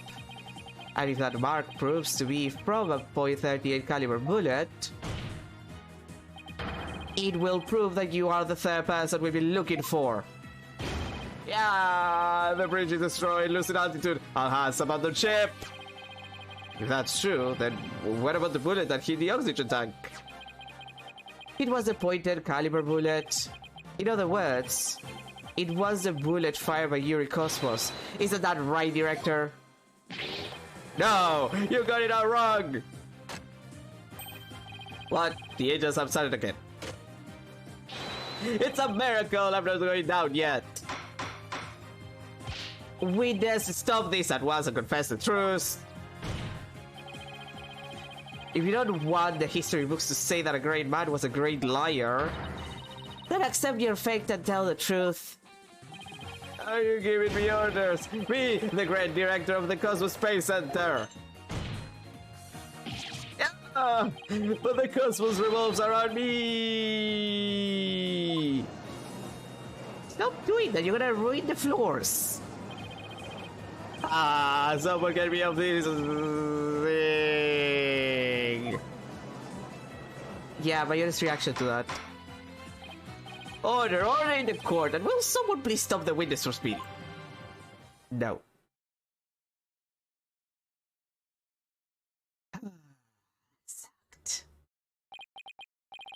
Thank goodness we were able to stop him from speeding off the face of the earth.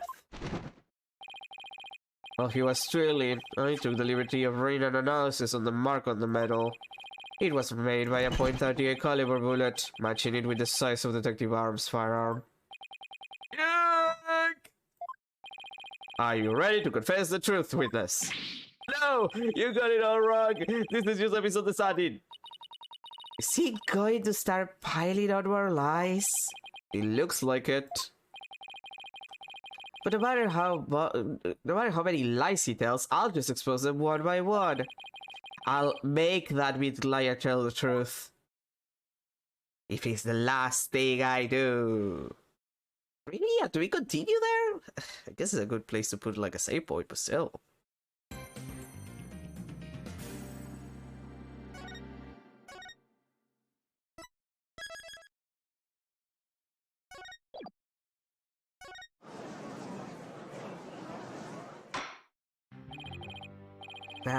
Took the chance to blow my nose. Director Cosmos, a new possibility has been presented by the defense. They are claiming that you were the third person. Forgive me. I'm so sorry. So the great pioneer of space development is revealed to be just another fabulous cur. I only have one question for the likes of you. Shall I send you off quickly or very quickly? Ah! The evidence doesn't lie, Director Cosmos, so don't try to talk your way out of this. Fine, I'll tell the truth. It's all just as you say, Mr. Wright. It is true that I was there in the morning lounge. I got there before Detective Arm, and when she arrived, she fired warning shots at me. I was afraid people would mistake me for the killer, so I escaped to the control room. I then went past the elevators and all the way around the morning lounge one again. I came up behind Detective Arm and pretended to be the second one at the scene. What a troublesome one you are, with such convoluted deeds and thoughts. I see. So then, You still insisted that you did not kill the victim. Of course I have. When I arrived at the lounge alone, I saw the true killer. The great Yuri Cosmos was a history-making witness. Now hold on just one moment. We just proved a few minutes ago that the third person that Miss Starbuck and Miss Arabaquil saw was you. No, it wasn't me. I saw the person as well. If I were the killer, why would I lie to cover for Starbuck? I would just leave him to take the fall. That is an excellent point. All I wanted to do was to protect Starbuck. I said I was in the control room to invest that escape route for a third person. Well, it makes some sense if he told those lies to cover for Mr. Starbuck. Still, a lie is a lie, Athena. So Director Cosmos claims he's not the culprit, but where's the proof? I just remember. I have an alibi. Now you remember you have an alibi. Sorry. Like now he remembers he has an alibi. Now it's important. Miss Blackwell said that she saw the killer at 10 a.m., correct? Yes. And? Well, I was on the 4th floor helping with the evacuation effort. Ask any members of the staff you'd like. They'll corroborate me. The director is not fearing to the court for once. I confirm that he has an alibi for the time specified. So, you're claiming that Miss Blackwell saw the killer commit the crime first at 10 a.m. and that you arrived at the lounge after that. Yes, and I believe the person I saw is the same person that Miss Blackwell saw. Although it was pitch black, so it was more of a shadowy figure and less of a person. And I couldn't actually see their face, but it was definitely the silhouette of an Earthling. As long as he has an alibi, we can't very well claim Director Cosmos was the killer. No, we can't. Then again, maybe we don't need to yet. I wonder if he was really covering for Mr. Starbuck. You don't know, the defense moves to have the director testify about the person he saw. Very well. Director Cosmos, your testimony, please.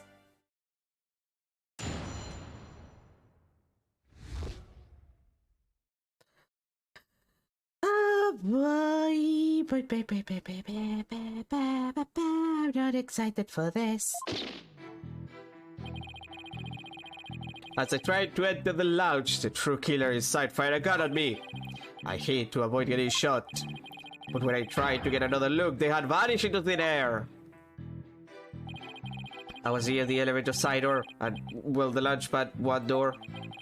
And the control room door should have been shut tight to the killer.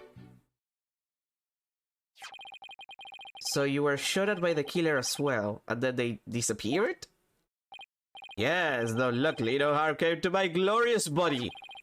Unfortunately, the bullet hit her oxygen tank. I know because I heard a pang. That must have been the sound of the tank being ruptured. Wait, but I thought the bullet hit his metal. That was Detective's arm bullet, remember? Right. What a mess this is turning into. So, let's see. Director Cosmos is claiming that when he found Mr. Terran and his killer, the culprit shot a pointed caliber bullet at him. Right, but it actually hit Mr. Terran's oxygen tank and ruptured it. God, this is so dumb. And then the killer disappeared and the director went into the boarding lounge. When Detective Arm cut up and fired those warning shots at him. Judging by his medal, it looks like one of them almost took him out too. Good summary, but that doesn't explain where our mystery killer went. Director Cosmos, I was wondering if you could elaborate on when the figure disappeared? Shit, I admit I tried to hide myself when I was shot at, but when I peeped back into the lounge, the real killer was gone. I rushed into the lounge straight away to investigate.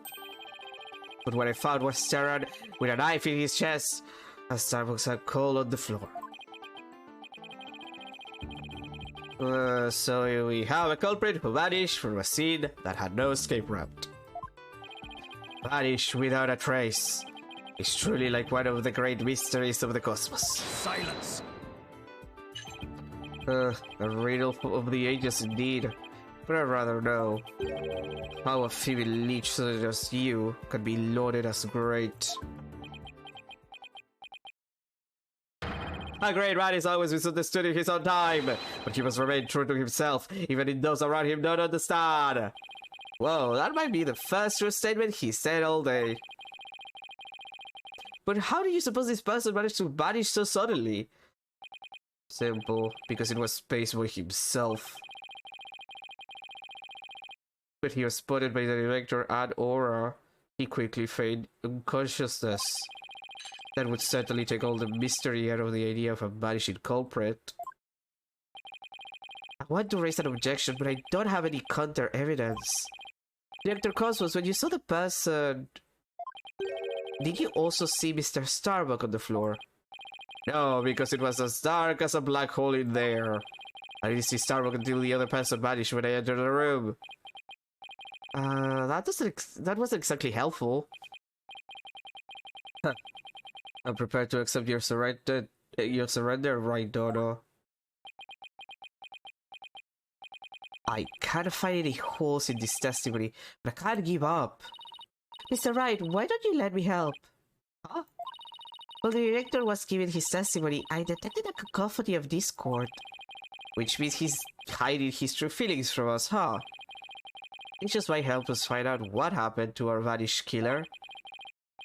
That would be great, Athena. Let's see what you can do with him. You got it, boss. I wouldn't want to miss this chance to delve into a great mind. Yuri Cosmos prepared to hand over the secrets of your heart to me. I only love space.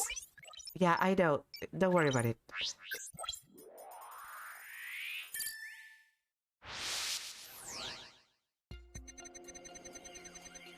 Uh-huh.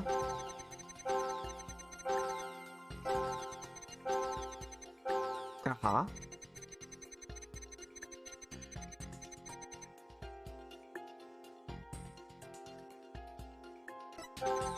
Uh-huh. Yeah.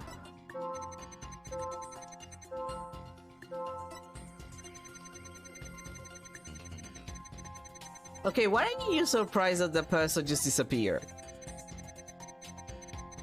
Like, shouldn't you be, like, confused? Surprised in some way? You must have thought it was very strange that the killer vanished into thin air.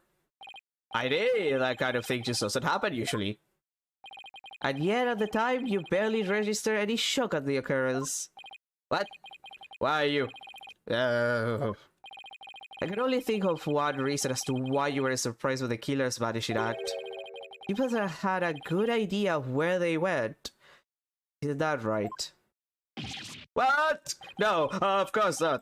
That's preposterous. Only I can enter the control room. And the area beyond the launchpad door was filled with smoke, making it impassable. And as for the southern door, I was standing right there. Okay, but like that's see, the thing is, I think I already know what happened here because we saw the thing with like the rails the buildings are on, like this at the museum. So probably in the middle of all of the shit going on, the buildings were moved. They changed which, you know, door was there because it wasn't the same door. So whoever passed by the launchpad corridor, they would end up in the launchpad, which was full of smoke and fire and shit. They would enter the museum. So as long as that was functional, like, you have a way to leave.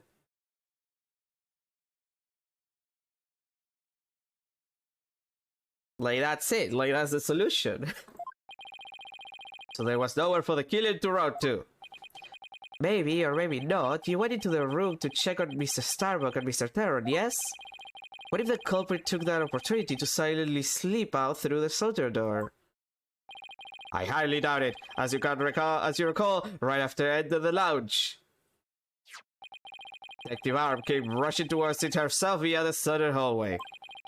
Anyone trying to escape through there would have been caught by her. And yet the detector was a surprise the killer vanished. So you're absolutely sure there was an escape route for the culprit to use. Ugh. It's working, boss. One more punch and it'll be a knockout. That seems to be one more emotion that's at odds with his testimony. Go get him. Okay, back in the Matrix it is. Time to pinpoint our way to victory. And... yeah, this thing. This is weird that it's here, so I assume this is a one.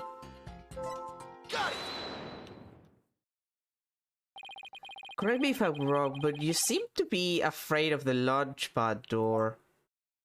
The great Eureka was afraid! And what basis do you have for that outlandish accusation? Whether I have any basis or not, you seem quite distressed by it. I most certainly not. Director Cosmos. It's something about the launchpad door you're not telling us, isn't there? Ah! Now he's speechless. It looks like you hit the nail on the head, boss. I'll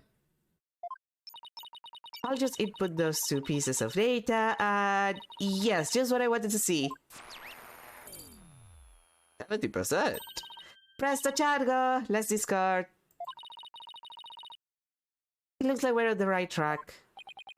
Thanks, Athena.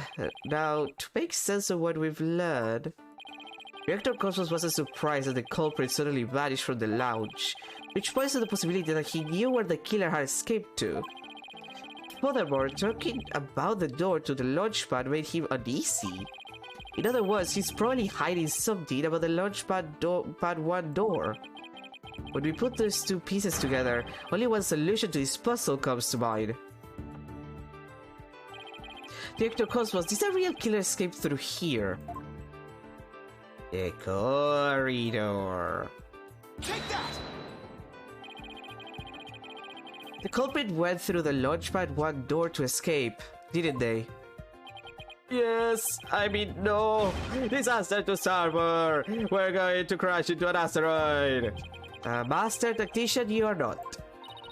Well, the area beyond that door was filled with smoke, wasn't it? True, but this is still the only logical answer there is.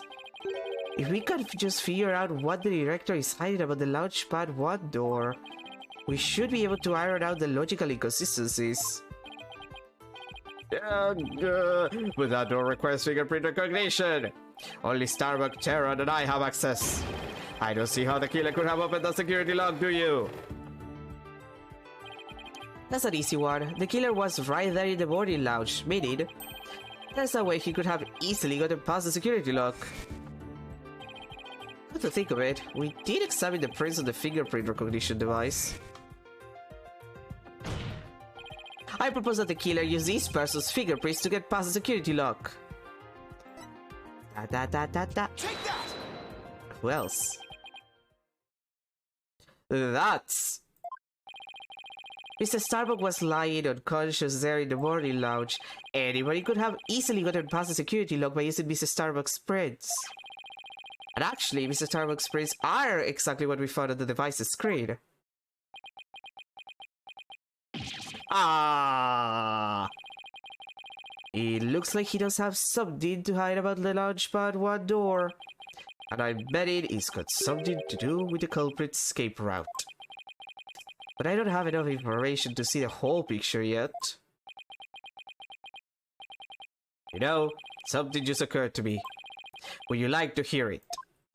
Oh yes, by all means. There's a security camera in boarding lounge 1. Right, the one that recorded the victim and the defendant. What about it, Your Honor? If the true culprit escaped into the launchpad 1 corridor, then that might be recorded on the security footage as well. Then the mystery would be solved. What do you think of my logic? I mean, it is sound logic, except for the fact that the footage was damaged and we don't have it because the camera got fucked up, but like logic-wise, it makes perfect sense. I hope you didn't strain your faculties too much for that, your boldness. I beg your pardon? Look, if we play the security footage beyond this point... It cut off, you idiot. Oh my! The footage goes off! The camera was running on backup power, but apparently the power cables were damaged. Most likely by the after effects of the explosion. There is no footage after this, be it of criminals or space aliens. And I thought it was such a good idea too. Huh. Just because your grandchild is watching from the gallery, it doesn't mean you should try to show off too much. Grandpa boldness. Prosecutor Blackwell, how did you know about my grandchild? I think his grandchild just learned a little about the harshness of the adult world. Setting aside the issue of grandchildren, I'd like to have the witness continue. Director Cosmos, could you tell us more about when you entered the lounge? Yeah, if I must. To avoid getting shot. After the killer vanished, I went into the lounge. But that's when Detective Arm appeared from the elevator side door. And then the detective shot at me. So you see, the killer could have only escaped to the launch pad, right? Why are you surprised that she's here? Like, yeah, you got shot, so I understand the sadness and being angry. But why are you surprised? Weren't you expecting her? Got it! Director Cosmos, why were you so surprised when Detective R found you, and again when she fired? Isn't that a bit unnatural? Sadly, even great men such as myself have ordinary human feelings. Our bodies are bound by the forces of gravity and emotions. Even a great man such as myself experiences surprise on occasion. Yes, I'm sure you do. But my real point is not the fact that you were surprised, but rather what you were surprised by. Pardon me? First, you were surprised when Detective Arm found you in the lounge. And just after that, you were of course again surprised when she shot at you. But considering what you were surprised about, a strange phenomenon occurs here.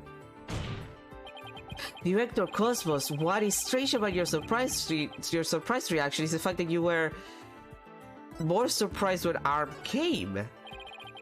Sure, you were surprised when Detective Arm shot at you, but the surprise you felt when she found you in the lounge was much greater. The fact that you were more surprised by simply being found than by being shot at suggests to me that you were conflicted about whatever it was you were doing there. The enemy has acquired a new weapon! Commence Operation Hide under your desk. Ah! Please tell me I finally sunk this battleship. Nope, 30%. Boss, I'm getting less Discord now. That must mean he really is hiding something about that launchpad door. And whatever he's hiding most likely has something to do with the killer escapes. I wonder what it could be. He was doing something suspicious around that door. Maybe we can spot some change between before he came to the room and after. Detective Fulbright gave us a photo taken after the crime. Let's run a comparison. Let's see, this is footage of the door before Director Cosmos arrived. And this is how the door looked after the director entered the lounge. Hey, look at that! There is a change. Something's definitely different. Director Cosmos. What is it? What have you two been up to over there? Finding the answer to what you were doing when Detective R found you, that's what. And that answer lies clearly in this footage. All you have to do is compare it to the photo that was taken during the investigation.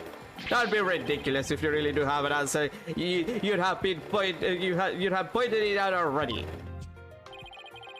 He's asking for it. This is what changed directly after the incident. The knob. Take that! The knob.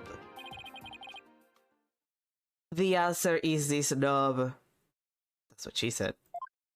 Ah! That's... Yeah? Your Honor, please take a look at this footage. Let's see. Take a look at the knob next to the launch pad. As you can see, it's horizontal. Yes, it is, isn't it? However, when we investigated the scene of the crime yesterday, the knob was vertical. And what does that mean? It means that something between before the director arrived and after, someone is... What? Did I read that correctly? That sometime, rather, between before the director arrived and after, someone turned this knob! Ah! After the scene was discovered, you were the only one who could have turned the knob. Come on now, Director Cosmos, let's hear what you have to say. What were you trying to do by turning that knob by the door? Fine, I admit it. You're right, I did turn that knob. That knob is a safety lock meant to keep the launch pad in place. I was afraid there would be more explosions, so I wanted to move the launch pad away. You wanted to do what? Hey, didn't Ponka tell us something about how they prepare for launch? She said that once the launch pad the launch was fully assembled, it's moved to the launch site.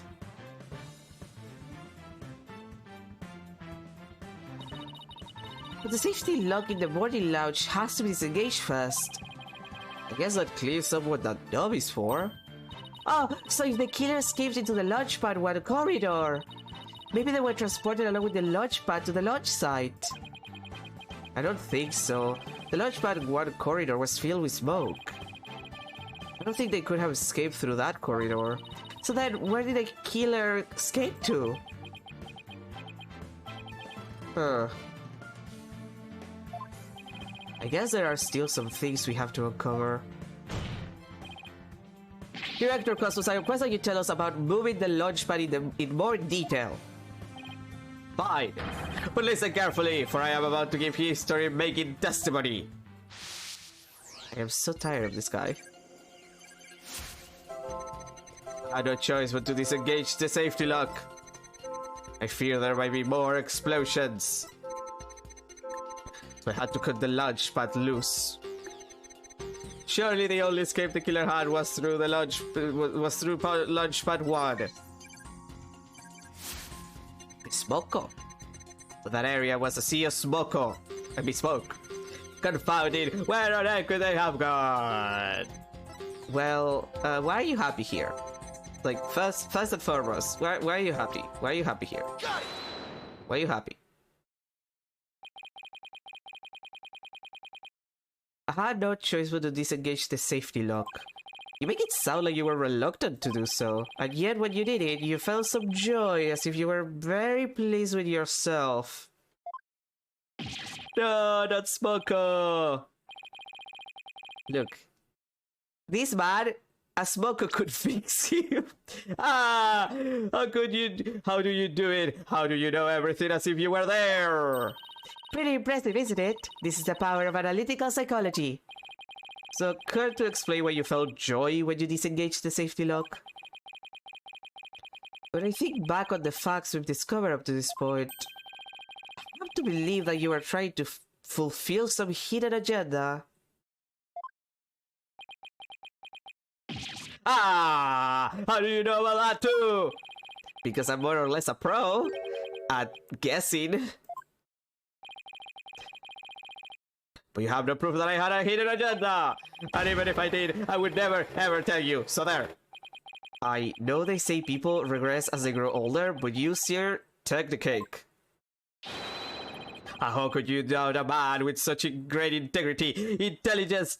Oh, wait, you say intensity first. Great intensity, intelligence, and integrity. Silence! I said integrity twice. You, a man of integrity, don't make me laugh. But Prosecutor Blackwell? What came over him all of a sudden? You've sputtered nothing but falsity since you stepped up to the stand. You're not the kind of man that will be glorified in the annals of history. Not for greatness, anyway. Unless you consider greatest bare-faced liar on honor. Liar! Ugh. His words bite harder than his blade. You move Launchpad 1 after the explosions. My, how naive you are.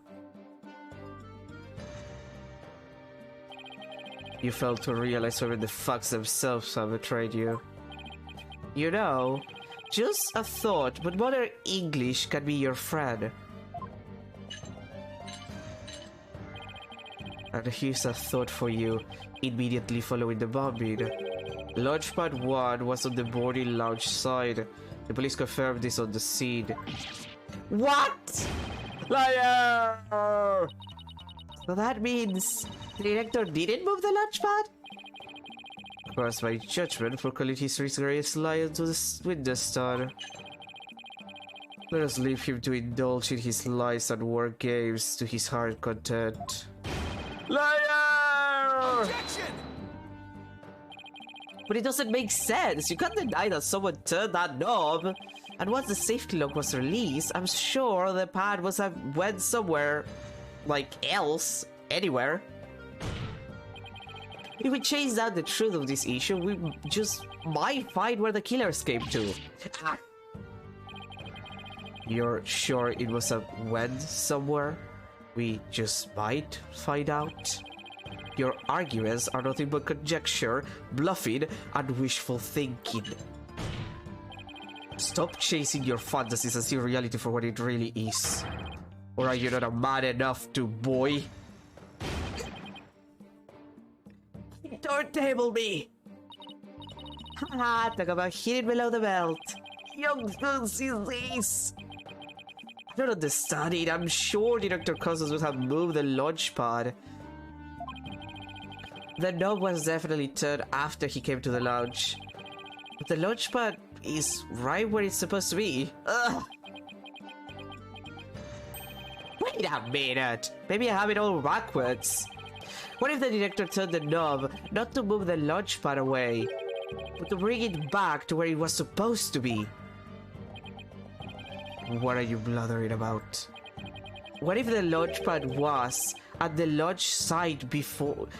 What if the launch pad was at the launch site before the incident? And then, after the incident, Director Cos was moving back to his usual spot. All he had to do was turn the knob to call the launch pad back. And it would be right where the police found it. My idiot hair.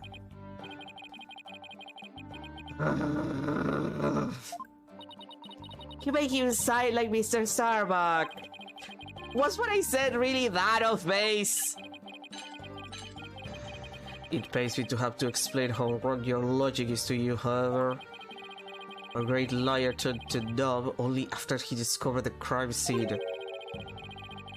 Indeed, the pad existed beyond the lounge when our Austro wonders made their escape. A fact that has been recorded for posterity on filmless film.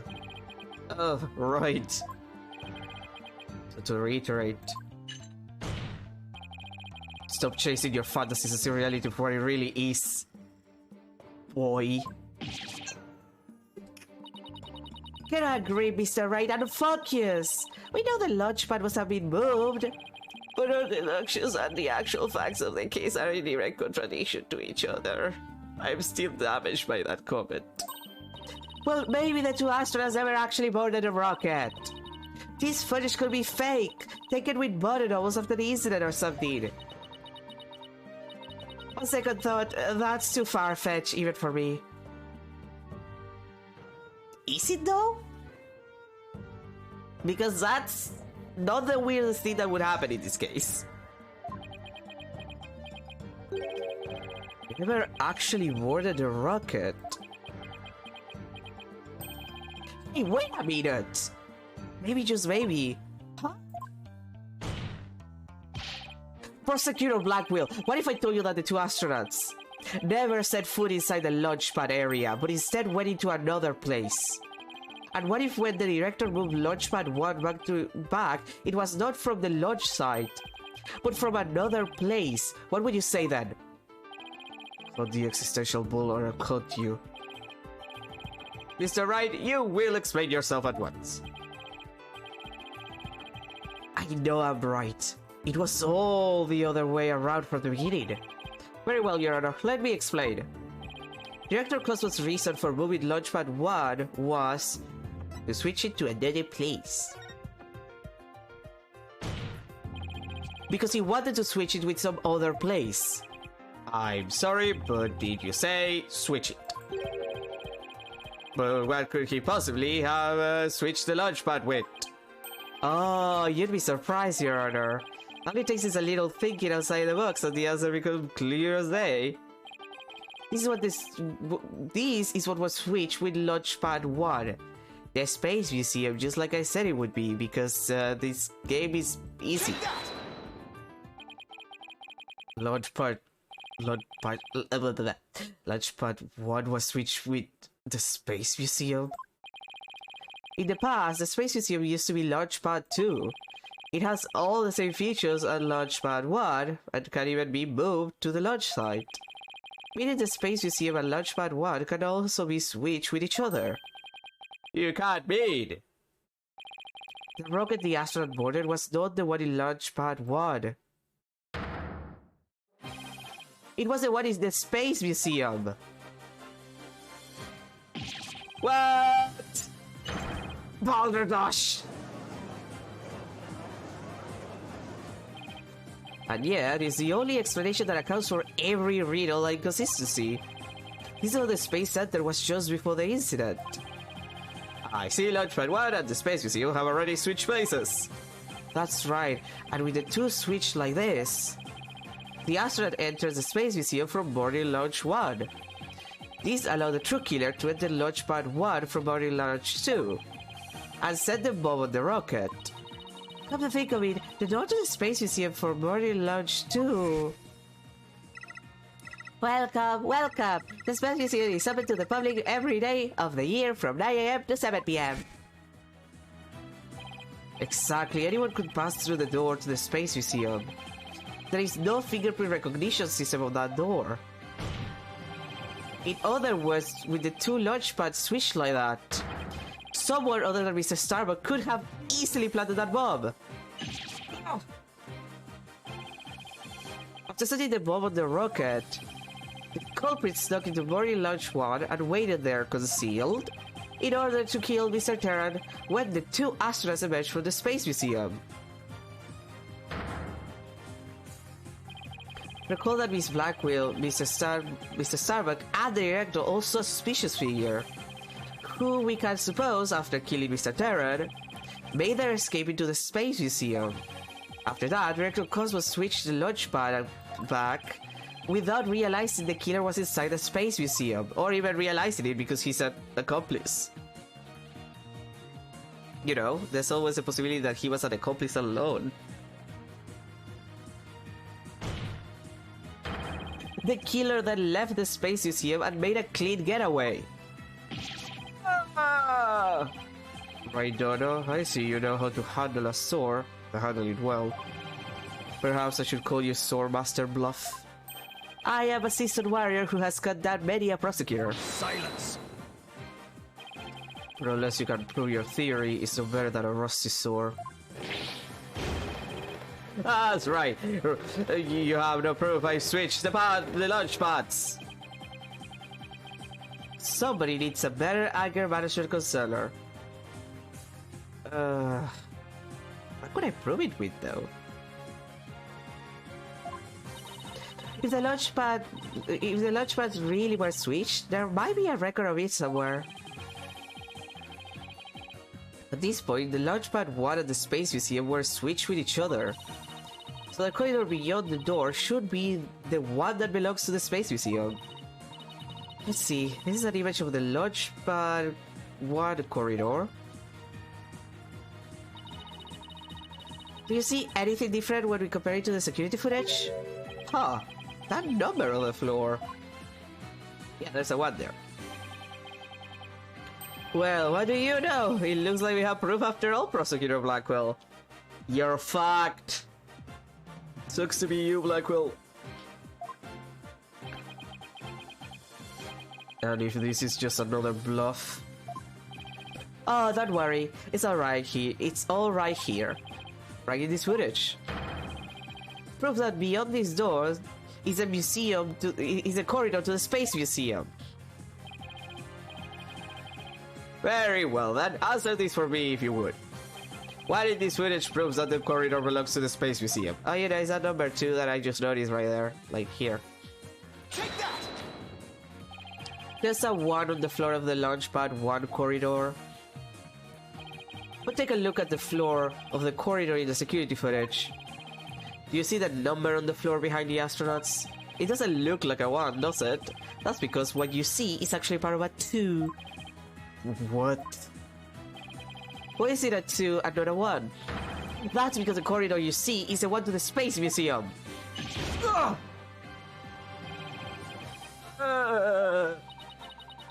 So that means the corridor in this footage was not filled with smoke. No smoke. That's right, because the explosion didn't occur in the Space Museum. The explosion occurred in Launchpad 1 on the side opposite the Space Museum. And now that we know the 2 astronauts escaped from the Space Museum, the mystery from the previous trial of how they got down the ladder is cleared up. Mr. Terra carried Mr. Starbuck simply took the elevator from the upper level down to the middle level. Just incredible. 2 large paths were actually switched. But you think someone will have noticed an event of this magnitude? Everyone was down in the basement shelter when the launch pads were swung back. There's no way anyone could have known what was happening on the surface.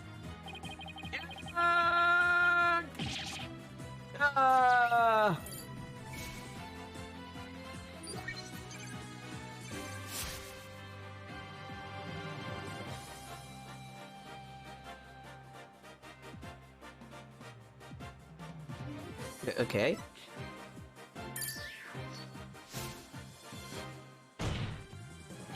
No more lies, Director Cosmos. It's high time you told us the truth.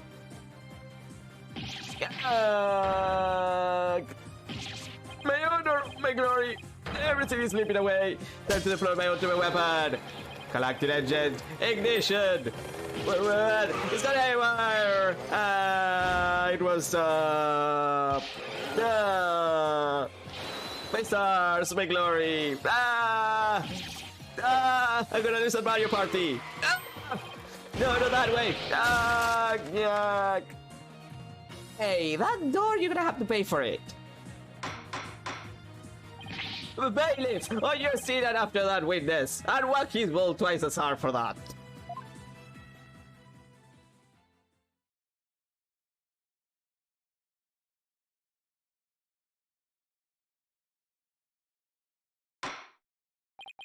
I see we managed to retrieve you before you came to any bodily harm. Director Cosmos, do you admit you switched the launch pads? I admit it's true. I switched the launchpad 1 for the Space Museum. It's good to hear words I can't believe for a change. Poor Judge, he sees with so much shit in this video. Before you do, Your Honor, 2 things. First, we don't know if Mr. Terran had prior knowledge of the switch. As for Mr. Starbuck, he wasn't aware of his surroundings thanks to his medication. Either way, Mr. Terran would have realized the instant he stepped into the Space Museum that it had been switched with Launchpad 1. So my first question is, if the Space Museum was perfectly fine, why did Mr. Terran feel the need to put on such a dramatic display? As for my second question, I'd like Director Cosmos to tell us, why he switched the two launch pads to begin with. Yay! Please, I can't. I exercise my right to remain silent. But I will say, my hands were tired. I was only doing what I could to keep my men from getting caught in the blast. Director is terrified. He must have one heck of a reason for not wanting to explain why. Probably not a good time to try to pry it out of him, huh? Excuse me, but would you mind if I picked up my stars? Without my badge or rank, I am nothing. I don't see why not. Belief help the director retrieve his stars and walk his flows a little just for good measure. They look. I just noticed the ones on his jacket look like Mario stars. They actually have the little eyes. Well, this was released, you know, on the Nintendo console originally. It appears the possibility of a culprit other than the defendant has presented itself. Mr. Starbuck, is there anything you wish to say? I don't get it. Don't get it? What don't you get? Director, why did you do all that? From the very beginning, you never meant for the launch to go ahead, did you? You tricked us! Mr. Starbuck. Starbuck, my boy. My boy. I'm sorry. I can't tell you the reason why. But I had to do it to protect the Space Center. Director! Will I ever get the chance to go into space again?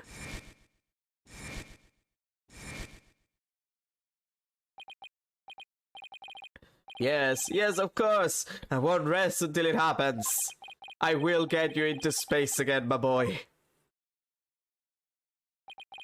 And the dream is still alive. Silence. Blackwell, what the fuck? We're having a good moment. Huh. You're not going into space, Starbuck. But prison. I won't have it any other way. Why are you so hung up on him? Phoenix, you know why? His sister just told us... Well, I guess we learned partially from his sister. And, you know, Fulbright told us, and then there's some implications there with his sister, like we know. Yes, I accept that the launch pads really were switched. And if there were a third person on the scene, I suppose I could have escaped. But I have yet to see proof of this person escape via the Space Museum. Oh, that's a good point. Ah, he's right. I don't have any proof. Starbuck, you will spill everything you know.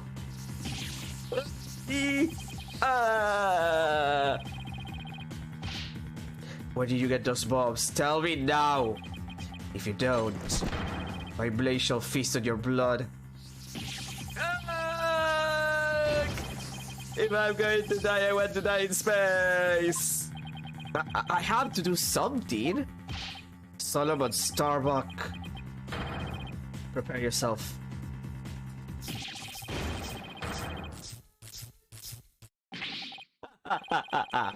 Now you know violence isn't the answer, Prosecutor Blackwell. Oh, right, that guy. Oh, that annoyingly cheerful laugh. It can't be none other than... Hi, Fabright. Champion of righteousness moving Fulbright here. In justice we trust. Detective Fulbright! Sorry to keep you waiting, Mr. Lawyer. I hope I'm not too late. I don't believe we had an appointment. I tried to hurry, but I ended up helping a little old lady cross the street. And then I had to break up a cat fight. I tell ya, justice sure is a full-time job. Was it a fight between cats, or... why are you here again? Because the defendant is the culprit, and I came to make sure that justice is served. I don't have any idea what you're talking about.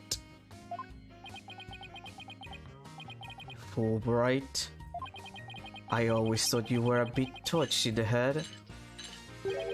But have you finally succumbed? Nope, but it looks like you've succumbed to this phantom of yours. Open your eyes and let the evidence of justice uncloud your judgment. What evidence? Come to think of it, he did say something about finding us some evidence. Thanks, you two. I feel a lot better now that I've been able to get that out of my chest. I'm going to work extra hard to find that perfect piece of evidence for you.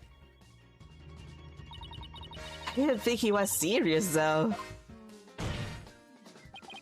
So what is it, detective? Is it something that will prove Mr. Starbuck innocent? It is indeed. Have a look at this. What's this, a lighter? That's right, a lighter thought to have been used by the culprit, no less. The Space Museum's cleaning robot picked it up. It has the victim's Clay Terran's blood along with his killer's fingerprints on it. What?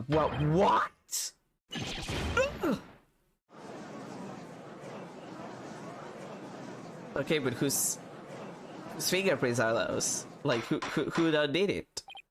Order! Detective Fulbright, can I assume that the fingerprints don't belong to the defendant? You bet! Mr. Starbuck is totally innocent. This is it. This is just what I needed. Wait, this is a little too convenient. Fake, Bright, did you give me fake evidence? Your Honor, this is decisive evidence that supports the defense's earlier claim. Explain yourself, Mr. Wright. With pleasure, Your Honor. Recall where this lighter was found. Based on that, we can extrapolate that after the killer murdered Mr. Terran, they escaped with lighter in hand into the Space Museum, where they dropped it. The switching of the two launch pad occurs. Yeah. Then finally, the killer left through the boarding lounge too and made their escape. Meanwhile, Mr. Starbuck was found in boarding lounge 1 after the murder. A fact that Director Cosmos has testified to. Therefore, Mr. Starbuck couldn't have possibly been the one to drop the lighter there. Silence. But the defendant had free reign of the area till Director Cosmos appeared. Could he not have dropped the lighter in the Space Museum during this span of time? Objection! You'd like that to be true, wouldn't you? But Director Cosmos testified that right after he saw the mysterious figure with a lighter, he went into the lounge and found the unconscious Mr. Starbuck. In other words, Mr. Starbuck wouldn't have had the time to double back to the museum. Now, Prosecutor Blackwell, this lighter could only have been robbed by the real killer. Most importantly, Mr. Starbuck's fingerprints were nowhere to be found on this lighter. I think you understand what this means, don't you? This piece of evidence unequivocally proves that Mr. Starbuck wasn't the culprit. That's a long... This does indeed appear to be decisive evidence that proves the defense's claims. As for the remote switch that was found in Mr. Starbuck's pocket, we can assume it was planted by the killer on the unconscious Mr. Starbuck. No! There must be some mistake. Frankly, Prosecutor Blackwell, I've been worried about you. You've been chasing this phantom for 7 years. I understand your urgency because tomorrow... Silence.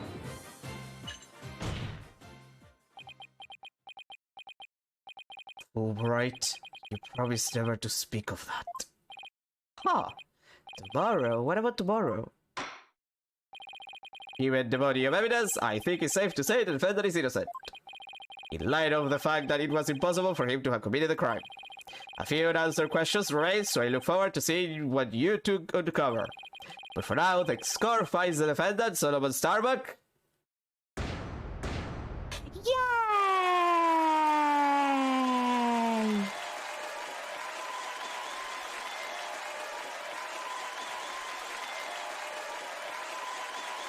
Oh, it's the first time he's not turned around. Yes, we did it, Mr. Wright. Looks like we pulled it off somehow, huh? With some help from Detective Fulbright. Mr. Right, besides, thank you, and please thank Apollo for me too. You all are the best. Oh, I wish you could tell Apollo about Mr. Starbucks' verdict right now. Yeah, me too, but that's going to have to wait. Now that the verdict has been reached, I'd like to bring today's trial to a close. Court is adjourned.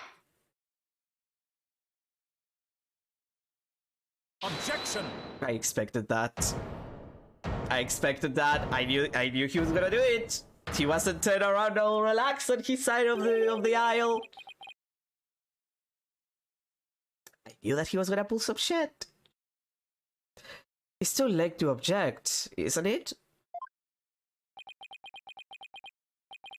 It simply isn't possible. Something's wrong. Prosecutor Blackwell, are you dissatisfied with the verdict? Fulbright. Where are the results of the fingerprint analysis for the lighter? Huh? The results. Well,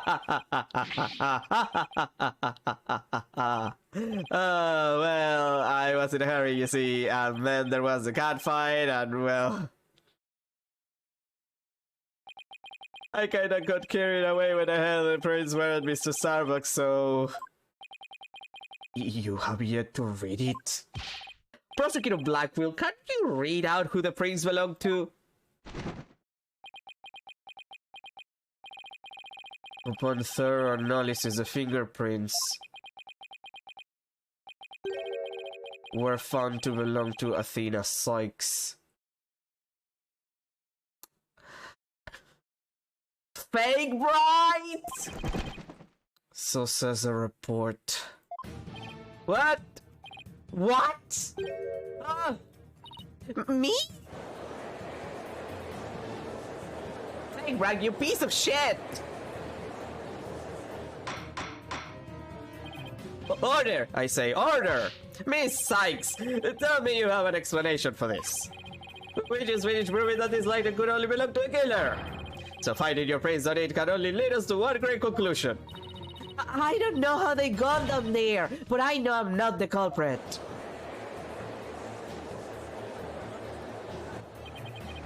This can't be happening.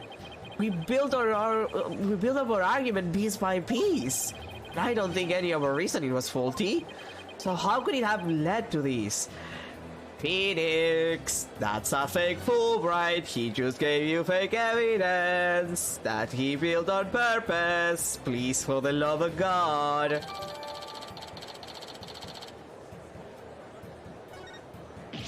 Ah! What have I done? Please forgive me. I'm sorry. Order! Order! Detective Fulbright, stop your crying! What in the world is happening here? It's like the world's gone mad. Order! Order! I will have order! No, I don't think you will. Well then. That's a problem. Confusion spiraled into utter chaos. After all we'd fought for, the truth had turned cruelly on us to accuse Athena of the crimes. Somewhere, somehow, everything had gone terribly wrong. We had stumbled upon the edge of reason and into the jaws of a twisted darkness. Okay, but like, I have to point out that this has a very simple solution. Check the records of who actually went into, like, the museum or like the space place in general, and if Athena is not among the people who visited the place, because they have to have records, like that is how it is on museums and stuff, especially if you have to pay to enter, which is not a non-insignificant possibility here. Like, if you have a registry that she did not come into the museum, if you can prove that, it's fine. And if she went there and she has another alibi, then we can assume that someone disguised themselves as her and went there. Like, it's not that complicated. This is kind of dumb. But we are 20 minutes over time, so we're finishing today. We're finishing for today. That's enough. That's enough. I've dealt with this shit enough. This case was dumb. This case was kind of dumb. I'm not excited for the next one.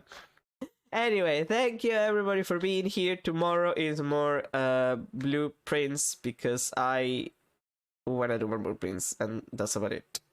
We'll continue this on Friday. So I see how much is offer. And good news, I got the 100 line. So we're 100 lining after we're done with this shit. Because I need to experience peak afterwards. So anyway, again, thank you for being here. Have a good rest of your day, a good start to your week. And I'll see you tomorrow for some good old blueprints. We'll see what happens. Maybe some progress. I would like that. Bye, everyone.